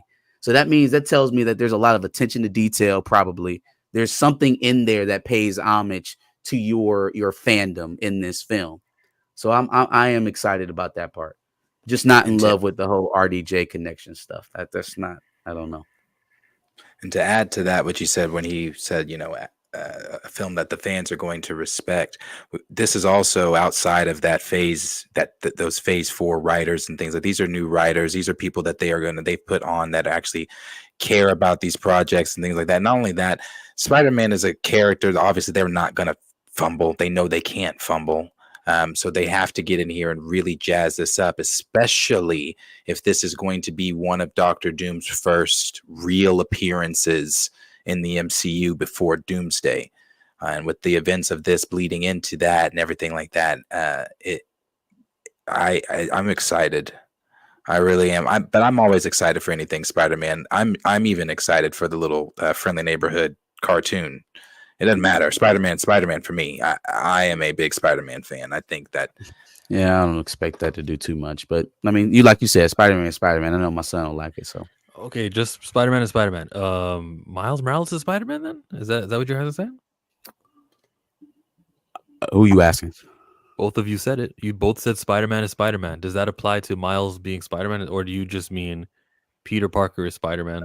I think we were saying the content is the content. But is Miles Morales content not Spider-Man content? Did you mean Miles Morales when you said Spider-Man is Spider-Man? Not exactly. I was talking about the TV show. We were talking about the neighborhood friendly Spider-Man. Okay. All right. Here's the Miles Morales which is still a morph version, right? We got black. Is it Harry? Yeah, Black Harry and Norman. So, Yeah, that'll be fantastic. different. And So I'd love that'll to be- one day do that. If I'd be lucky enough to somehow bring Miles Morales into my Spider-Man universe and into the MCU, I'd love to do for a young kid what Downey did for me. Yeah. And I'd love. So basically, No. he's saying, I will not be replaced, but I'll mentor. Robert Downey will. He did the thing for me, and I'll be. Of course, he's sharing not it. going to be Nah. replaced. I'm not saying, Of because I course mean, it- if you look at how it is, right? Like the way they're pumping up Tom Holland right now, the positioning him as the anchor being and all that other stuff. I mean, he is kind of like the Robert Downey moving forward right now. He's one of those guys they have to replace. Now, I don't think they found a counterpart for him, and that's why they brought your boy back. That's why they brought back Robert Downey. But Robert Downey isn't the future. Tom Holland's the future. So in a way, he is kind of setting up his own. What is that? Handing it down, his own in his own heir. Yeah, You know, I his own agree heir with that. apparent. I feel like the way they're setting him up to kind of be that next person to take it to the next level, I think, and like you said, now he has more control. I feel like that's basically what he's doing, because you can hear it in his voice, like he knows there's going to be an end, but what that end means, he doesn't know, and so I think he would genuinely like to pull a Downey and pass it off to someone who may not exactly be his character, but still is a character in a part of that universe that cares and respects that character and moves it forward. Perfect opportunity if this movie that he's doing in Spider-Man 4 happens at Battle World, where you can get a Miles Morales and just mentor him just like that. Everyone can unmask and be like, "Oh, I know you. It's You're already the gonna Tobey happen. Maguire." It's It's even more seamless than that, because they're doing the Spider-Verse stuff with animated Miles now. It's What stops happening. you from taking that Mhm. Miles and making him live action just because he stepped into a live action? I mean, we have to kind of think about all that stuff going over there with Sony too. It's been long time rumored that Sony was going to do that Spider-Geddon thing. I don't know that they're necessarily still doing that anymore, considering that Beyond the Spider-Verse has been pushed back. And it's not like, oh, we're pushing back Beyond the Spider-Verse because we're not done. No, they started working on Beyond the Spider-Verse the same time that they were working on Across the Spider-Verse. They're pushing it back. I simply believe, and I don't have any insight on this. Now, some of the scoopers and things have talked about this, but they're pushing it back because they do want to do that whole thing where he breaks into the live action. It wasn't a mistake that we saw Aaron Davis in live action in that film. It was a mistake that we saw Toby, in live action in that film. Yeah. And it's also not a mistake that film is called Beyond the Spider-Verse. Right. So Miles is definitely jumping into. So do they the introduce MCU. him at the end of Beyond the Spider-Verse, or which one of those movies are going to come out first? Beyond the Spider-Verse or the next Spider-Man? Probably The next Spider-Man. So I think if You they think wanted to- before Beyond the Spider-Verse? The next Spider-Man movie is rumored to be. Hold on, because they pushed Beyond the Spider-Verse back. Did they give it a date though? I don't think feel so. like the introduction for live action Miles should happen in Beyond the Spider-Verse. It should happen in his franchise. Yeah. And then let I him agree. appear in the Spider-Man film in Spider-Man 4. actors. Yeah, I age. think at the end, if they like put him into our universe and then like make it be known he's in our, like make him live action and let it be known he's in our universe, and then like cut the movie, I think that would be like a pretty cool introduction. Like, 'cause it's, like, If they do that, when is his next movie? He'll be out of Spider-Man teenage. 4. All right. Shouldn't he be a teenager in his own led film? Well, he's a teenager in the animated now, so him coming into live action, he should be a teenager. They should cast a teenager. Animated characters don't age. Once you cast that teenager and he's in Spider-Man No, 4 with I Tom Holland, understand, like visually they're not aging, but like, what is his literal age? He's like 14 in the. Why can't you just cast a 14-year-old? you can. Why would you? You can for Spider-Man 4, Tom Holland Spider-Man 4. He'll be 14 there. And then he'll get older and he'll age out of the... Maybe you can get one more movie in with him as a teenager. So that's why I just don't want to burn a teenage Spider-Man Miles Morales is supposed to be young, and that's the whole hook. I mean, can you get an 11-year-old that looks like he's a little bit older? I mean, it's I mean, I think it doable. would Like, you make got a little bit of wiggle room there. yeah, I Yeah. mean, What they are saying is that Spider-Man 4 is rumored to come out in the summer of 2025. Is that going to happen? I don't think so. I think it'll come out probably, obviously, right before. When does Doomsday? Doomsday is 2025. Is Doomsday 2025? I thought it was 26. 2026. Okay, I think that's when. I think I they don't would think get they're pushed gonna. back to like. I think they would push it back to the beginning of 2026. Because isn't Doomsday like towards the end, like fallish? Doomsday's May. Doomsday is Fam. May of. There's Me- something we're forgetting about this film altogether. If Noel's not going to be the last, if Venom 3 is not going to be the last we see of Noel, the only other logical place for him to show up is in Spider-Man 4. Fam, how are we doing all of it? What is going to be in this film? It's gotta No, be That's Battle what I'm World. curious about. Miles, it's got to be a would battle ha- world film, right? it has to be a battle world film. It has to be, and I think that's why a lot of the scoopers are saying, well, that it's a battle world film, and that the implications of this bleed right into Doomsday, because That's I true. believe Doomsday is a battle world film. I That's think how you- Battle World is enacted right at the end of Doomsday. I've won. No more universes. There's only Battle World that exists, and from there we'll watch a Spider-Man movie. Yeah, I mean, that's good I mean- booking. I would write it that way. Possibly.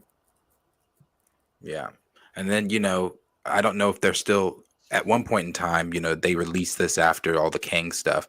They were Sony and Marvel were talking, and they had plans to connect Miguel O'Hara and that tech and everything with Kang. So I don't know if they're still going to do Miguel O'Hara somehow connected to evilness with Doom now. I don't know if that has been left on the table. Fuck that story. But they are connecting Miles to all of this in some way with the animated to live action version. Interesting. It's going to be So a I lot can't- to fit in that Yeah, film, man. it's Who's a doing it's a this big again? to do. Is it James Wan? Is it James Wan? I think that's who it is. Is it James Directing Wan? or Okay. writing? Was it confirmed by Marvel? I thought it was John both. Watts. Or John Watts? No. John Watts is out for Spider-Man. Yeah, Watts is out. Watts is doing Skeleton Crew. It was whoever did Shang-Chi. I remember us talking about this. Destin. Oh, Daniel. Destin. That's who's doing it. Yeah. Destin Daniel Creighton. Yeah. There you That's right. go. James Wan. No, not the Saw guy, Marcus. Yeah, Destin Daniel Creighton. And that also kind of points fingers to it being Battle World film, because Destin at one point was doing the Avengers Kang Dynasty. It wasn't going to be a Battle World film, but it still was going to be some type of multiversal something. So maybe he's privy to some things that are going on and how big this film is really going to be. But like you said, it is a big to do. You've got the multiverse with Doom. You've got Noel, if that's the next place he's popping up, because logically, where else? Tom Hardy's Venom. If Can this you is a just get Battle lost World on the film, way there? Let it's Tom just Hardy's crazy. Venom get lost on the way to shooting.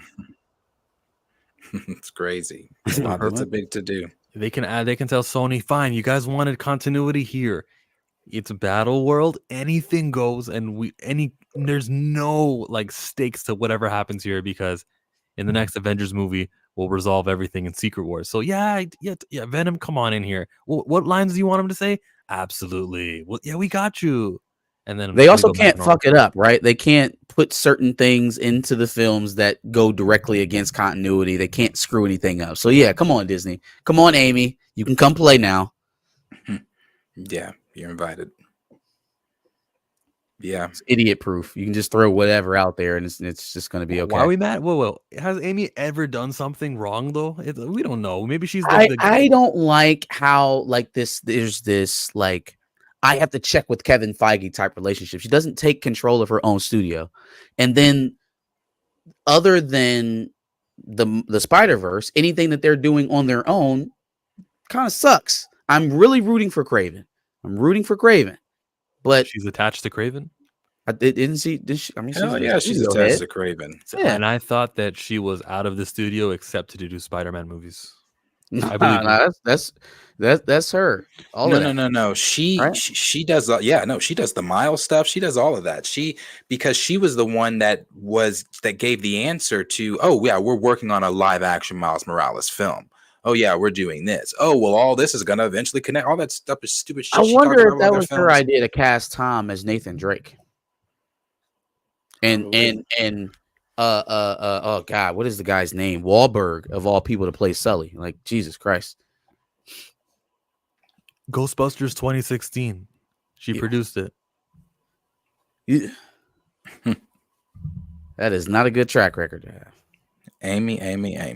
I saw her Tom haircut. Cantella, no. Critical Mass, you're wrong. She's an ally. Yeah, now Tom Cantella, no. I like this though. Like I said, I like that. And the thing that he didn't, I don't know if there's a video for it, but he said that I've been speaking to Downey a lot, especially about him making his return, which is super exciting. That was a tough secret to sit on because I have a terrible reputation with ruining things. Yeah, no, like I said, I'm curious. I would love to know. Obviously, we all want to know, but I would love to know more and want to know especially what him and Downey have talked about as far as like his Downey pitch to him. Like, hey, listen to this Doom voice. You think this sounds good? Tom, I don't know. This is about to be.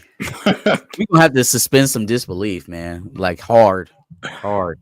What's going on with Thanos? Thanos returns. What's that?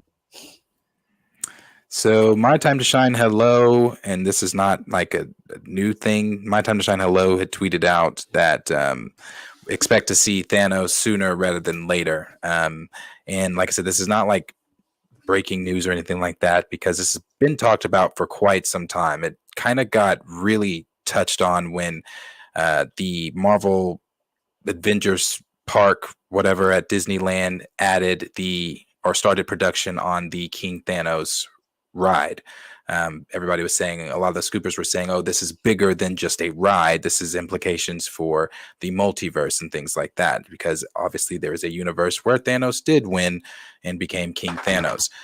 So will we see King Thanos? That's what some of them are saying, that it's going to be King Thanos that we see in Avengers, in the Secret War stuff. It's going to be that version of Thanos that comes into the fight and things like that. Are they doing the whole skull or spine ripping out with Doom deal with Thanos? Don't know.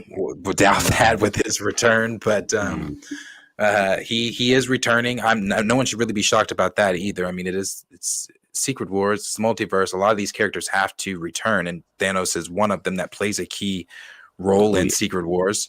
But also, Alex over at the Cosmic Circus said that the Barons would be that's something. I'm sorry, My Time to Shine Hello added that at the end of her tweet, but I feel like she just stole that from Alex. And her tweet, at the end of her tweet, she just said that a lot of there will be a lot of side villains. Sorry, T'Challa, get away from my camera. Move. T'Challa, show them who you are. Come here. That there was going to be a lot of side villains.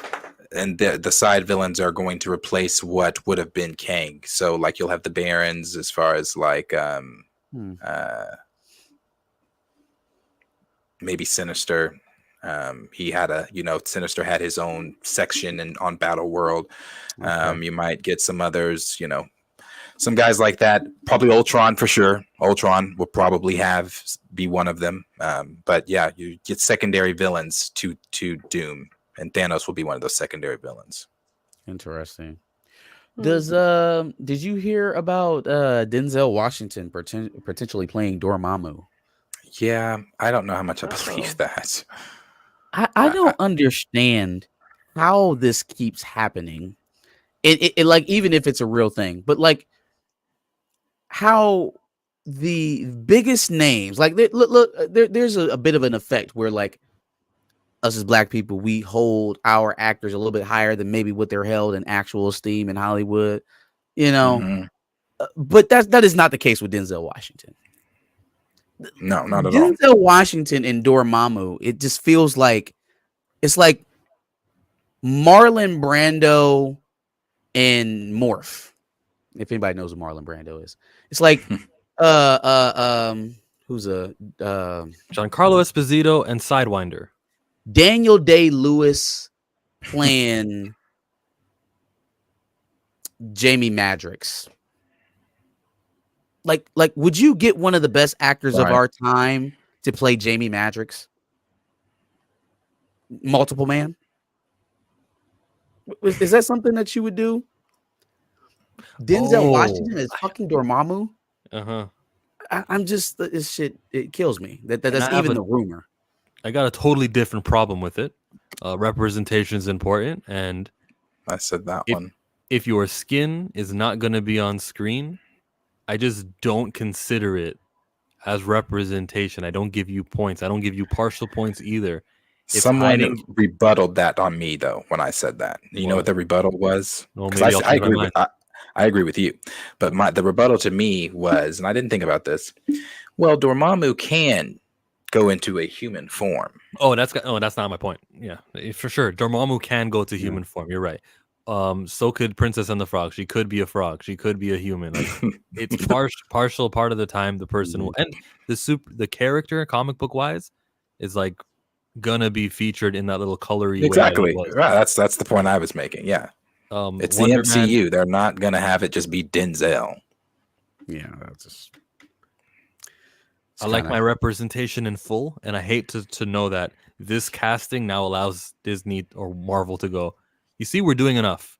I'm like, no, don't waste your castings on. Yeah, I don't think Denzel would allow them to do this. That too. Yeah, there's no way they're allowing Denzel Washington to get Sidewinder. There's no way. Right. There's just no way. I don't see him playing a side character. And people were like, "Oh, well, I think he'd do it for just one picture." I don't. No. That's not worth Denzel's time. Yeah, you think he watched Christian Bale and Thor: Love and Thunder and was like, "I want some of that. Give me that." Yeah. Come on, give me some. Give me some. And he's been rumored to be joining the MCU for a long time. I don't think I think Marvel has reached out to Denzel? Possibly. But do I think that Denzel, I think the conversation is really with Denzel, like you said, it's like, well, what character are you giving me? And Denzel even know anything about comics? I don't know. But let's say he does and he goes to look up this character, it's like, nah. I think, if he's still athletic enough to do Equalizer, could he play Adam Brashear? I said okay, so why are we always on the same fucking brain? I said the same shit. Have him be Adam Brashear. It's the multiverse. He can come in and be convincing. I don't know why he can't shoot beams out of his hand. He easily can be Adam Brashear. A lot of that is going to be CGI anyway, him flying and getting knocked around. Yes, he can be Adam Brashear. You can say sayonara to the whole Monica Rambeau, Adam Brashear thing if Denzel Washington gets captured. That's gone. But man, could he do it? I think so. I mean, and like I said, you really don't have to say goodbye to that because he could just be a multiversal version of him.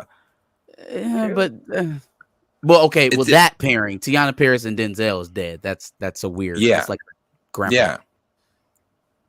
Yeah. No, he could definitely do it. People keep trying to pin him to this one and done deal with Dormammu. I'd rather have him do a one and done deal as Adam Brashear for Secret Wars, and then turn it into a 2-in-1 deal, and a 3, and a 4, and a 5, and a 6.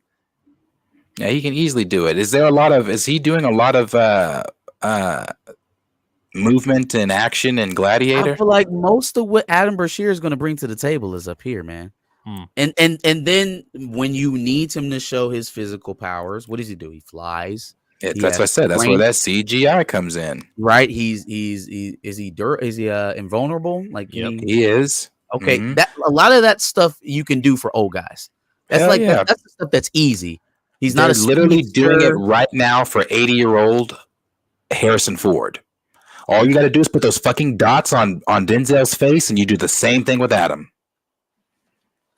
I think I could get away with it, man. I would much rather see this than Dormammu. Hell yeah. I don't even give a shit if Dormammu comes back. I get he's coming back because Clea and everything, and they're going to the dark dimension, and that's what it looked like. She opened up a hole to the dark dimension, so I'm sure he'll be there, obviously, but not Denzel. Who did his voice in the first one? Wasn't that? I don't know who that was. Wasn't It wasn't somebody said anybody. that was Benedict? Wasn't it? Somebody told me it was Benedict. There's the power grid. Intelligence 6 out of 7. Strength is a 7. Speed 5. Durability is a 6. Energy projection. I like 5. they hating on the intelligence, but that's okay, I guess. Well, he's not a 7. I guess he's not enhanced to be. Yeah, really it is smart. Benedict Right. Cumberbatch. Okay, I got you. Benedict Cumberbatch plays his voice in he was talking to himself. he was talking to Weird ass himself. thing. That's funny. Yeah. I wonder if he did it one straight shot and literally just was talking to himself the whole time. Does Regina King do that? She Boondocks. has to because she plays She Riley has to, in. Damn, what's the other boy's name? Huey. Huey and Riley, especially like the conversation. Would you kiss a man? Oh, okay. I don't know about kissing That's a man. gay. I said no. No homo, granddad. Okay, the episode that they did on Boondocks about the rapper, it was Gangstalicious, and it began with, guys, we're not talking about that rapper. It said in bold words, and it said, by the way, guys, we're not talking about him. That one you think we're talking about, we're not talking about him. I mean, how do I not take that as Diddy? I used to think it was 50 Cent, but this is Diddy. I mean, I love the Boondocks. kinda. That Aaron Magruder knew. We got to I love the re-release the Boondocks. Boondocks like episodically. We need like just every YouTuber who wants to unite and say, every week on Sunday we're doing a Boondocks episode 1, 2, 3 until they renew it. Psh, I wish. Let's get it going. Where's Not Aaron? without Aaron, though. Yeah, I was say not without Aaron. He's not Because I didn't watch season 4. I saw the first episode of season 4 and it had like Ed Wunster the second, and I was like, this is weird. And I saw the second. I think that was it. I think I just said no. It's Is season 4 the season though where where they have to be slaves? sounds At, like that sounds like you guys seen that one where Mr. Wunsler comes to them and they have to be slaves at that amusement park, Oh hell no! and Ruckus is the overseer. Hell no! These are more forgotten Boondocks episodes. What the hell is that? That shit is funny as when Riley's or Huey and Riley said at the end of the day, they're like, fuck this, I'm going home, blah blah blah. Ruckus met them at the gate with the whip and said, oh, you niggas thought you could go. That shit is so funny. Oh, that shit is so funny. That's one of my favorite episodes. The episode where they explained Ruckus's actual background, that he doesn't actually have Yes. Yeah. Now, that is some funny shit. Yeah, that shit is That funny. is some funny shit. You still His- believe his- you right? Your mama His- wants to help your self-confidence. That's why she told you that. That's why you But don't it- get dumb psychology books. But that is how you You get call his people- daddy Mister. They called him Mister. Mm-hmm. Yeah, that's just funny. He would come home Like and from The beat Color Ruckus every Purple. day because he was mad. It was just terrible. and they kept replaying the mother screaming, Oh, my baby!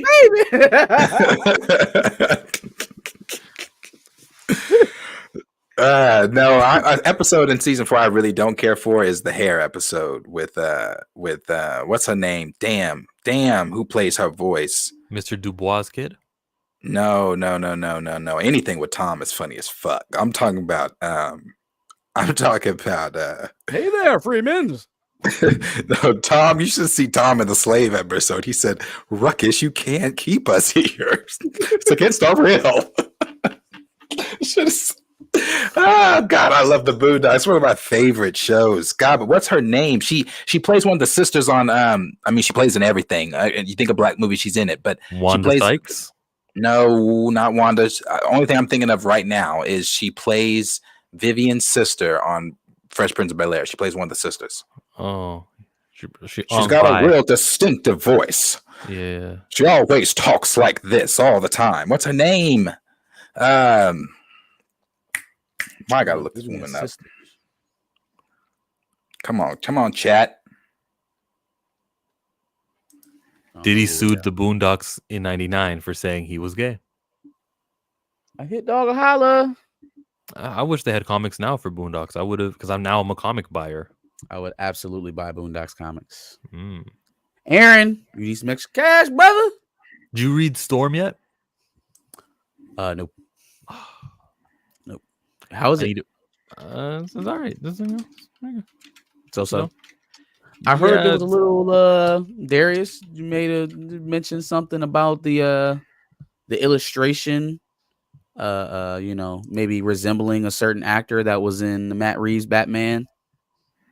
Oh yeah. Talking about Jamie Lawson.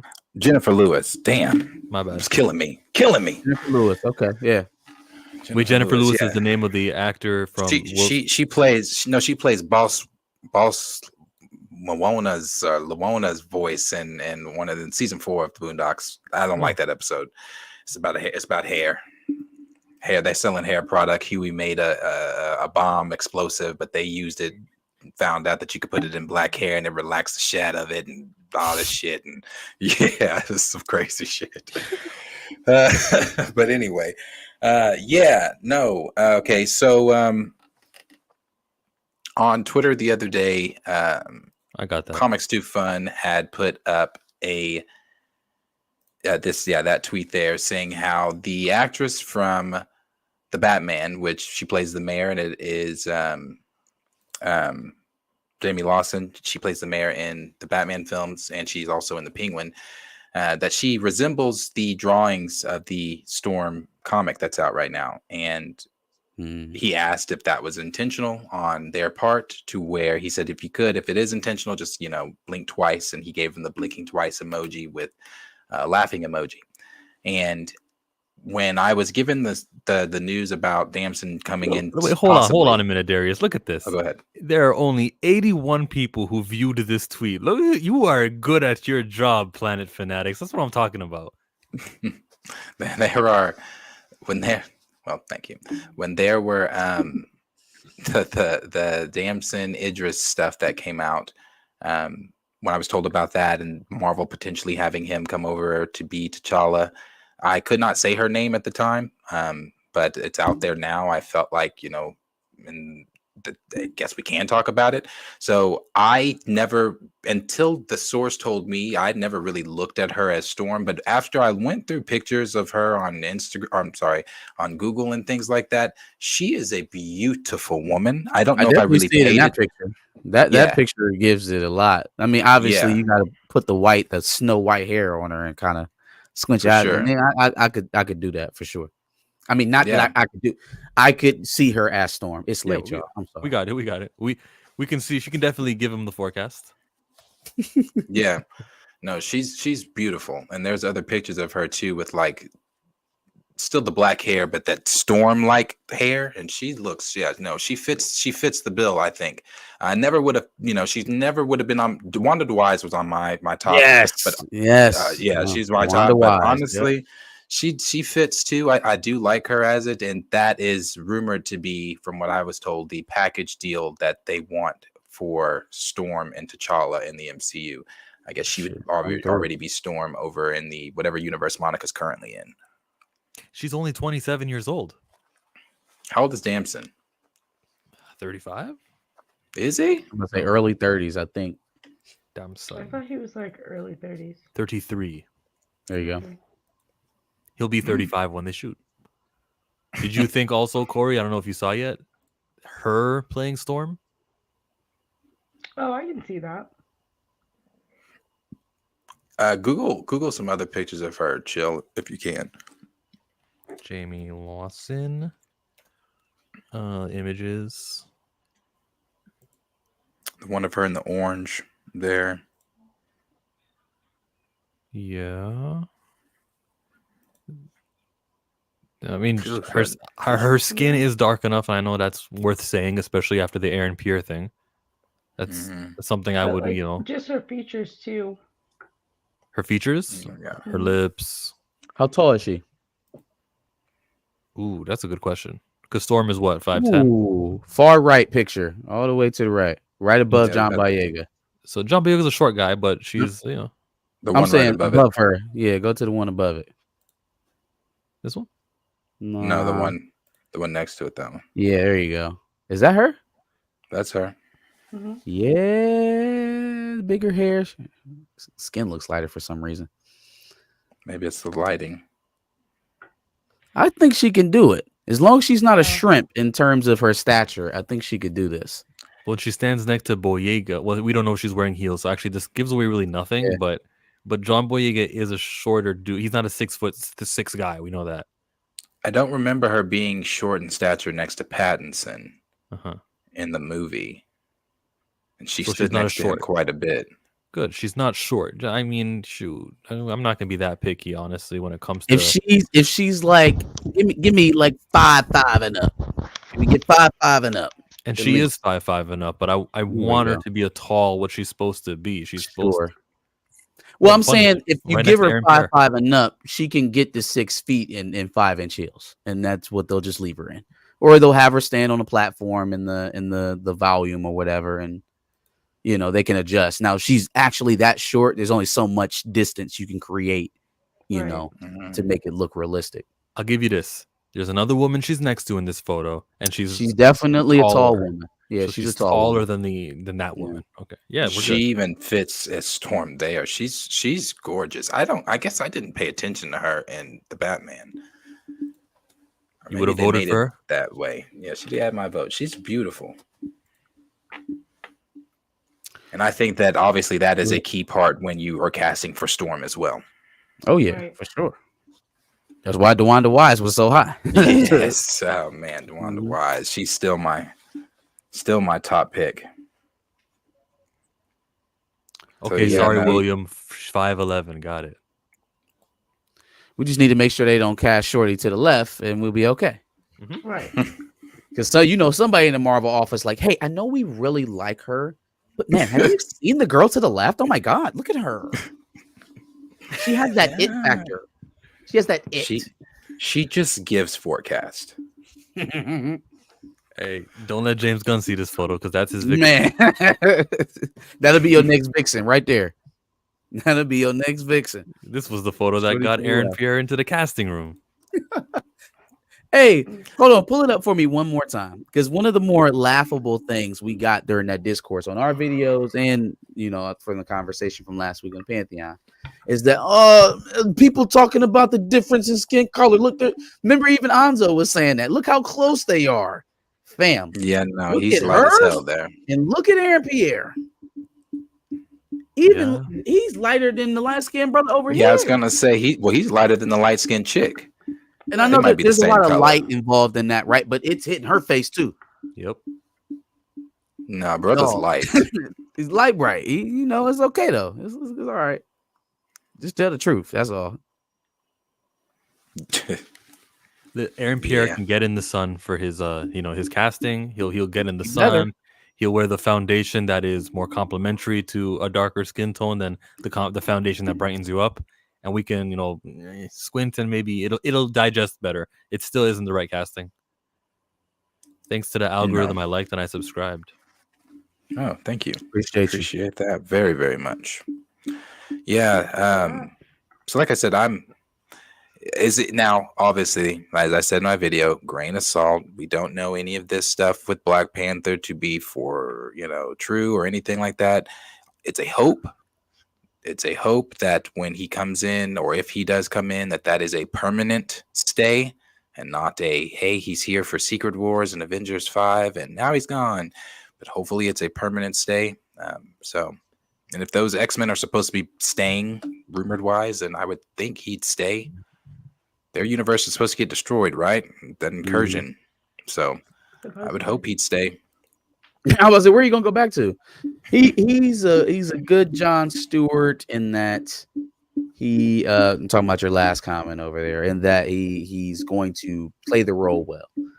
But if you just took that away and just looked at him, just wouldn't be my pick.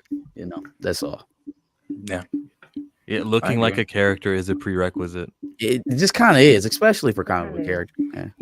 It worked for Krypto the Superdog, which nobody got in my video that I did yesterday, which I gotta explain. Johnny Washington, I seen you in here. Yeah, I don't really mean the things I said in that crypto video. I had to ask you too, Johnny. I was confused. I didn't know if it was a troll or if it was serious. Follow up coming. Yes. But that is what I've got and what we've got for news as far as this week. There wasn't anything really else. Only other thing that wasn't on our list, I was going to talk about if I do a stream later on this weekend or whatever, on one of my topics is the God of War live action series is completely starting over. I didn't even know that was a thing. Are they? Wait, is Christopher Judge playing Kratos? No, we don't know who's playing Kratos. That's it's still on Amazon. Don't know who's playing that Kratos. is one race swap I wouldn't give a shit about. It's Christopher Judge has to play Kratos. Come It's on, the voice. that is criminal. Batista, he's He greedy. also has the physical demeanor. The Batista would be good, but he just doesn't have the boy. Yeah, he doesn't have the voice. Like even at the little game show when he said "Read it, boy," I was like, "Damn!" I was like, "Damn!" He still And Judge sounds. is Jack too. Like, hey man, he Yeah. could do it. Put on some Yeah. Battlestar Galactica. He could do it. Yeah, but they said the showrunner and execs producers all left the project after completing multiple scripts. Studio wants to move in a different creative direction despite reports praising the previous scripts. So they're starting all over, and this was announced, bro, 2021, 2022, maybe. It's supposed to be on Amazon. It's still after Star Wars announced Eclipse. That is true. That's never coming out though, but that is true. So yeah, but that's really it. Did y'all see the new Marvel logo? For 2024? Yeah. I think there was something missing on it. You can pull it up. I thought so too, and I was like, "Where's T'Challa at?" But when I saw them say this was for this year only, I forgave Oh, it's them. only for 2024. Huh? That's a cop out. Since But when they- did they promote new Marvel signs for a year only? They put some characters on here that we have not even seen yet, though. And there's some X-Men on here we haven't seen. Storm is on here. I don't know if this is just representative of Marvel as a whole or if this is the MCU, because that's Storm's comic picture. So I'm not sure. I don't know. But it was a different look at Harrison Ford as the Red Hulk. That was different. And then the last thing here that I'll say is just Lupita. Lupita said how, oh yeah, there's the picture. I'm looking at it. See how Storm is up there? Yeah. That's her comic picture. And then they got down here, I forget her name, with the sword, the X-Men from new Ilyana Rasputin. Yeah, yes. Yeah. She's definitely not in the MCU. Fucking Agatha? No, she's not. But she does is have a new. 2024, I guess. She's got a comic book that they announced coming out. Who the hell is that? Jeff On the right Delanchard. of Captain Carter. Who is that? This woman, I Yeah. think her name is Luna Snow. She's a Korean singer, kind of new character that they announced. They announced her 3 years ago. Okay, Ilyana, and is that Scarlet Witch? Is that Wanda? That's Yeah. Wanda to the Wanda? right. There's what's her name from the Shi'ar Empire. Is that a girl, Galactus? No, that's what's her name from the Shi'ar, is it not? It looks like the Galactus helmet to me. Fucking, That looks like Galactus, fam. Nobody knows the Shi'ar names. You can't. We know well, the yeah, guard. what's her name? Firebird. Zalandra. Yeah, but Zalandra? that's Professor X's side piece. I'm talking about her sister. Xandra? No, That Oh, is- Warbird. You talking about Warbird? ooh, that is something bird. Yes. Yeah. I know. Who you're Oh, talking. Is yeah, that her? I think that's her. Damn, that looks like the helm of Galactus. It does look like the helmet of Galactus. It definitely does. Sorry, I hit the wrong button. I was trying to make it bigger on her. It definitely looks like the helmet of Galactus. Galactus, fam. Maybe it fucking is. What is going I don't know what that is. We got Elizabeth Warren down here. Deathbird. Thank you, Marvelous D. That bird, yeah. Raymond asked me what I thought about Raymond. I'll answer that in just a second. What I thought about Agatha's last episode, because that shit was fucking far. Oh, that shit was good. I'm glad That shit was good. Oh I'm yeah, glad yeah. you're a Marvel fan getting that feel. Hey, brother, anything that gets me, and I've been on this train since WandaVision, so anything that gets me closer to a children's crusade, I'm all in. That is one of my favorite Marvel comics. So to see them actually adapting it, not panel for panel, obviously, but they're doing a damn good job. I was worried with how they were going to do Billy and how it's not exactly like the comic, but it works. I thought last night was brilliant. The investigation stuff, the stuff connecting to Wanda, the fact that, we learned a lot too. Billy is not looking for Wanda. And it's, when Agatha made a comment to him, and because she knows who he is now, so she made a comment to him and said, she's like, are you looking for mom? She said, what does Billy want at the end of the road? She's like, is it mom that you're looking for? She's like, no, it's not mom. She's like, she gave you up. She gave you up for flesh and blood of a town or something like that. She let you go for a town. Then she said, is it the wires you're looking for? And then she's like, Toby. And he's like, no, Tommy. And she's like, yeah, Tommy. So he's looking for Tommy. He's not looking for Wanda. So obviously he's clearly mad at Wanda for the whole actually leaving us. Which is absolute horseshit, fam. You don't exist. He does exist. You don't exist. He does exist. He has a soul that went into we will eventually know why he has that soul and where it came from. Mephisto. Okay, so we don't have. Well, I didn't want to spoil it for the people, but there's no rationale for let me go find my fictitious brother that my mother created, but I'm mad at her. No.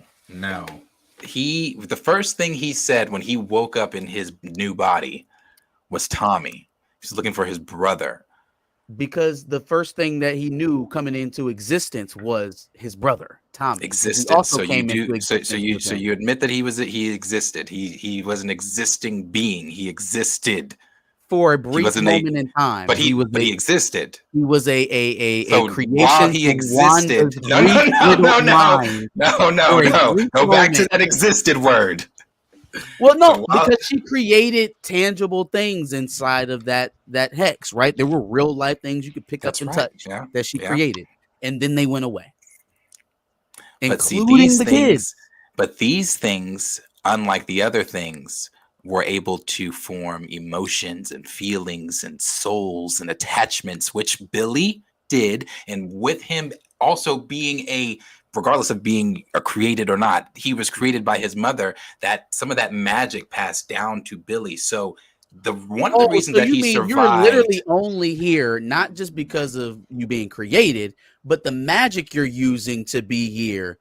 That you're just mad and all that. We just gonna keep throwing barbs and all of that. That's true, because Agatha brought that up. She said what you did is it's against the rules. You're not supposed to do that in magic. And what he did was take his soul into a dead body, and now he's using that body. Oh, so okay, that's why he looks different. I got you. Okay, understood now. That makes sense.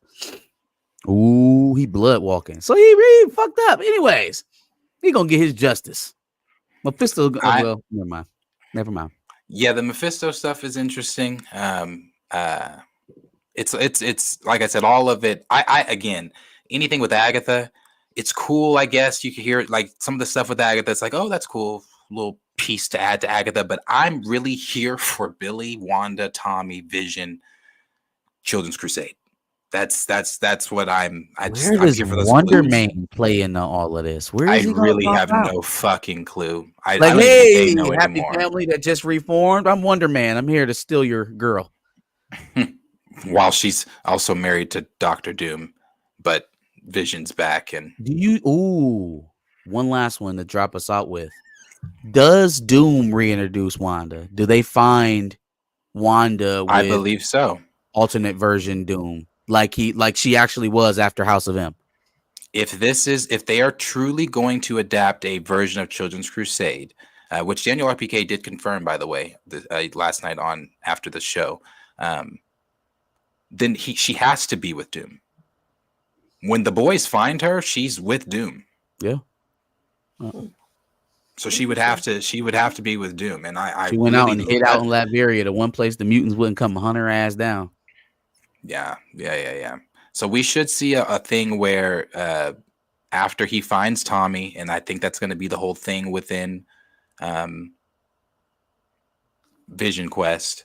They're going to find Tommy, and then once they find Tommy, then Vision, he, and Tommy are going to go and find Wanda, which is going to take us into however they fit that into everything. Because the Scarlet Witch film is not coming, Alex at the Cosmic Circus at least said, until after Secret Wars, which I think is smarter. I think it's smart, and it kind of goes against what a lot of us thought, because I thought it was going to come during the Secret War stuff too, but I think that puts it in the mutant saga, so that now puts Wanda in the mingle, in the mix with all the mutants and everything like that. Are they gonna make her a mutant though? I thought they kind of was going away from that. I thought they would maybe. Well, not Wanda. Agatha did say in WandaVision that there was something else there other than her magical power, so they could still play off of that. She just said that she had powers in WandaVision and the flashback. Like nothing really got her powers. She just had them. So she's even before her touching the Infinity Stone. Right. Yeah. And Billy too, him using his magic has been pretty cool. Him using his powers, the telepathy, listening to people's thoughts. I'm like I said, I'm excited where that goes. I do think though that Joe, he's gonna have to. I know they told him he doesn't need to, but brother, when you get that actual costume, you're gonna have to do something. Put on a little bit. I'm not saying he needs to be Hulkling type.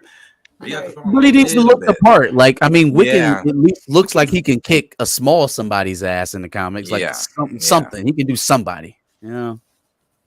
Which comic do you see bulk and muscle in Wiccan? Not bulk, but he doesn't look like a somebody you can blow over. You know. There are panels in there where he has his shirt off, where he's ripped a little. He's not like Hulkling ripped, but he's ripped.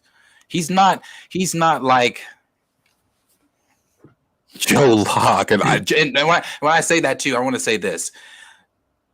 Bravo to Joe Locke. I think he is doing a phenomenal job in his acting, his debut in Marvel. I think he's doing a very, very, very good job. Opposed to, I don't know if he was privy to Marvel stuff before. He says he was. I don't know if he was privy to a lot of Marvel stuff before this, but he's doing a hell of a job on this role. He said he has not met Elizabeth Olsen yet. She's only seen the picture of him in the crown and everything like that, but he has not met Mom. Well, maybe a P90X for 45 days will take care of what you're looking for. Maybe. Now, you brought up Lupita Nyang'o. Is this what you wanted to play? I wasn't going to play. I didn't know there was a video. Sure, yeah. I have to admit, I haven't seen the film since Chadwick died. So I'm having a moment.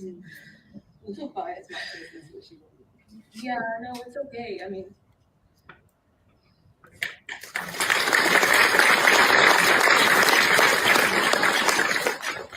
get the support clap and then it's just quiet and she's just like in tears, and it irks me because this is what's used to not have T'Challa on screen. You see the emotions, everyone.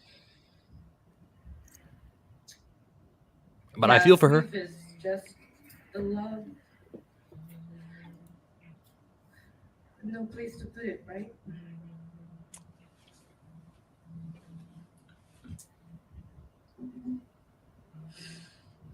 I think let's Let's roll our next clip. No, you want to? No, it's fine. A good host. Yeah. I don't run away from the tears or the grief, you know? You just live with it, you know? Yeah, see, this is what I mean every time I talk about why. And even though we were just talking about Damson Idris, we were just, hey, that's cool. We can theorize and talk and speculate all day. But this is why I say I don't believe that there's anytime soon or any type of horizon where he's coming back, because these are the same people right there. Like, and she's not wrong for feeling that way. If she was close to Chad, she was close to Chad. So, but if we're asking that woman right there who just sat down, 2-3 days ago and had that interview, who couldn't even get through the interview talking about Chad, to come back and do an entire movie and then try to have somebody recasted as that person who she just couldn't even have a thought about without crying. So I don't see, if she feels that way, Ryan feels that way, Letitia feels that way. They're all going to feel that way, which leads back to the road of there is no recast. You give them money and you say you're going to play your character Nakia for a movie, and she starts going, well, you know what's interesting is that playing and seeing another person take on T'Challa really finalized and it brought the closure that I was looking for to help my mental health. That's what happens when you pay somebody money. It's true too. I'm always weary of people who have like very deep, intimate, emotional outbreaks in public, especially from people whose job it is to lie to you, politicians and actors. I'm just naturally skeptical about large emotional shows in public, just because it is literally their job to put on personas, and most of the time, I think even actors will tell you that they try to keep their privacy as much as possible. And so this was a very intimate moment if it is genuine. And I just don't, a random room full of people. Again, I'm not her. I'm not Lupita Nyang'o. I don't know her. I don't know what type of person she is. I'm just always naturally weary of people who are just so ready to let you into their mental space that openly. It's a little odd. So but also... Go ahead. No. So do you mean also when she had the chance for the host to change the topics and she said that stuck out to me? It was like, okay, you could continue to compose yourself while they roll the clip and then come back and speak some more. It was like, no, she wanted everyone to continue seeing her grief, and so it's just weird. But back to what Darius was saying. With that being the case, right? With them kind of still or potentially still having those feelings that they had when they released the movie in 2022, there really isn't too many other ways you can go with that, right? You do give them the ultimatum that Chill gave him. Here's more money, just like we got you to, March Chadwick's memory out there to try to sell tickets the last time. Well, here's a check to do it this way next time. And if that doesn't work, well, let's be honest for a second. Marvel has not shown that anybody on that cast right now is integral to the future of Black Panther. No one. Not what is Denai Guerrera's Okoye. Not Okoye, not Nakia, not the Queen Mother, obviously, not Shuri, not T'Challa, not M'Baku. No one is integral to that franchise right now. There's over 200 comics of Black Panther, and so many of them don't have those characters than do have those characters. You can do Black Panther without every single one of them actors. Yeah, like, and that's just comics. Like, that's not even to mention you being devoid of any other, major push for any of those characters that you would expect to run Wakanda. That is not so. In other words, what I'm saying is, if Lupita Nyang'o actually has these feelings and they're genuine, and she pushes hard enough at Marvel, she'll be gone. She'll go find employment elsewhere. They're not going to, if they made this decision. Winston Duke, Denai Guerrera, Letitia Wright, those individuals are not going to stop this from happening. They gave them that opportunity. They gave them the next film after the largest solo film they ever had in their studio's history. They gave you the follow-up. Okay. Deadpool and Wolverine fell just short of knocking it down too. I'm so happy. Yeah. Shout out to the GOAT, to the real GOAT. But you fell $500 million short. Okay, so now all the faux emotion, all of the platitudes we were throwing out there, all the lovely things we had to say about Chad and his family and his legacy and all that. Okay, we need to make money. We need to make money. Okay, and so I don't think they'll lean so heavily into the emotion around Chadwick because they can't afford it. They can't afford to bog it down with that because it didn't pay off. They didn't make the money that they thought they were going to get out of the emotional bomb of marching Chadwick's death back out in front of us. That did not play. So if you actually do have these feelings now there's going to be probably some adversarial conversations because we thought we could kill two birds with one stone. We can make you happy and we can make money. Well, we didn't make money, so we're going to go back to making money because that's what studios do. So don't expect that these type of interviews to be the reason why T'Challa doesn't get recasted. If he doesn't, it's probably because there's some deeper mandate or whatever. But everything about the money says that unless you want to tank this franchise, you get the main guy back in it. Reminder to everyone at Eyes of Wakanda, or suggestion: don't watch that show. Like, give it no screen time. There's no T'Challa. Don't support it. Allow them to know the franchise is dead without him. You might get a result. I don't know that anybody is though. Like I just is anybody seriously? And I asked this the other night. I don't know that I really got an answer. Is anyone who has watched Wakanda Forever, like in a second viewing? Like who? I'm just curious. Like who has sat down on a Friday night and said Wakanda Forever? I don't even think I've seen it on cable, like on any of the channels that I usually like. FX usually plays a lot of MCU movies. So does TNT, TBS, all the Turner stations. I don't think they played Wakanda Forever. Not that I've seen. They've played Quantumania. They played Thor: Love and Thunder. They played Multiverse of Madness a bunch on FX. I have not seen Wakanda Forever outside of Disney Plus. I'll tell you what. Shuri as a Black Panther is a Fortnite skin as of a couple weeks ago. So that's something. Why it took so long, I don't know. But they cut the check, or maybe it was a freebie. I don't know. Then Marvel was like, "Yo, we need the publicity. Why you guys don't want her? Okay, we'll just give you for free." But for some reason, Shuri is available on Fortnite. They watch my videos because I'd be complaining about that all the time. I said, "You see, for that movie run, they didn't have a Fortnite skin of all the Wakanda Forevers." And they were like, Chillmonger's right. We got to have Shuri in Fortnite. To answer your question, though, I still haven't seen it once. That's true, Marcus. Wakanda Forever doesn't have a lot of rewatchability. Zero interest. I've watched it once. Haven't seen it since it came out. So everyone is saying the same. And I haven't seen it since I watched it out here on my computer because I wasn't going to pay for it. Yep. And I'm not going back to it. I try to actively forget things that happen in it. It's just so bad. It's very bad. Like not in that it's a poorly shot film, in that it undoes so much of what the first film establishes. So many things, all to drive home this. Oh man, we don't need to relitigate Wakanda Forever, but it was just bad. You know, the only thing I ever praised that movie for is Angela Bassett. Because regardless of that film being, because it is trash, that throne scene, chills. She's phenomenal. They made that woman get up there and pour her heart out about her entire family being dead, and then they killed her. Yeah, like man, you gotta be a dense MFer to write that shit. And then to kill her in a few scenes later, like, what type of mind, dog? Like, what was you on?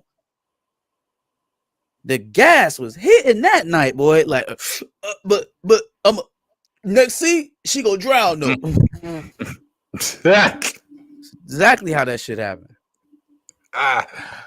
Wakanda Forever, man. Yeah, what a film. What a film. You put Corey to sleep. She said, Wakanda, whatever. Yeah, I think Yeah. But like I said, No, sorry, I don't know what you guys are just talking about. I had to go check on KJ. He keeps So getting it's up. right when you popped in. We said that we put Corey to sleep, and then you your camera turned on, and you're back. I'm back. Yeah. Sorry. Did you have any thoughts on the Lupita Nyong'o thing? Oh, I saw like the first part of the clip before I dipped out. I thought it was just kind of weird. It was kind of cringe. And then when the first time the reporter was like, "Oh, do you want to move on?" and she was like, "No." I was like, "Why would you? That's weird. You're so Like you emotional. actually You're going so through a raw moment about one of your loved ones, and you right." crying, and they want to take the focus off of you, and you're like, no, I want you to feel my pain. Like, And I'm not laughing at her. I'm laughing at just that's exactly what they did with Wakanda Forever. No, we want you exactly. all to feel this.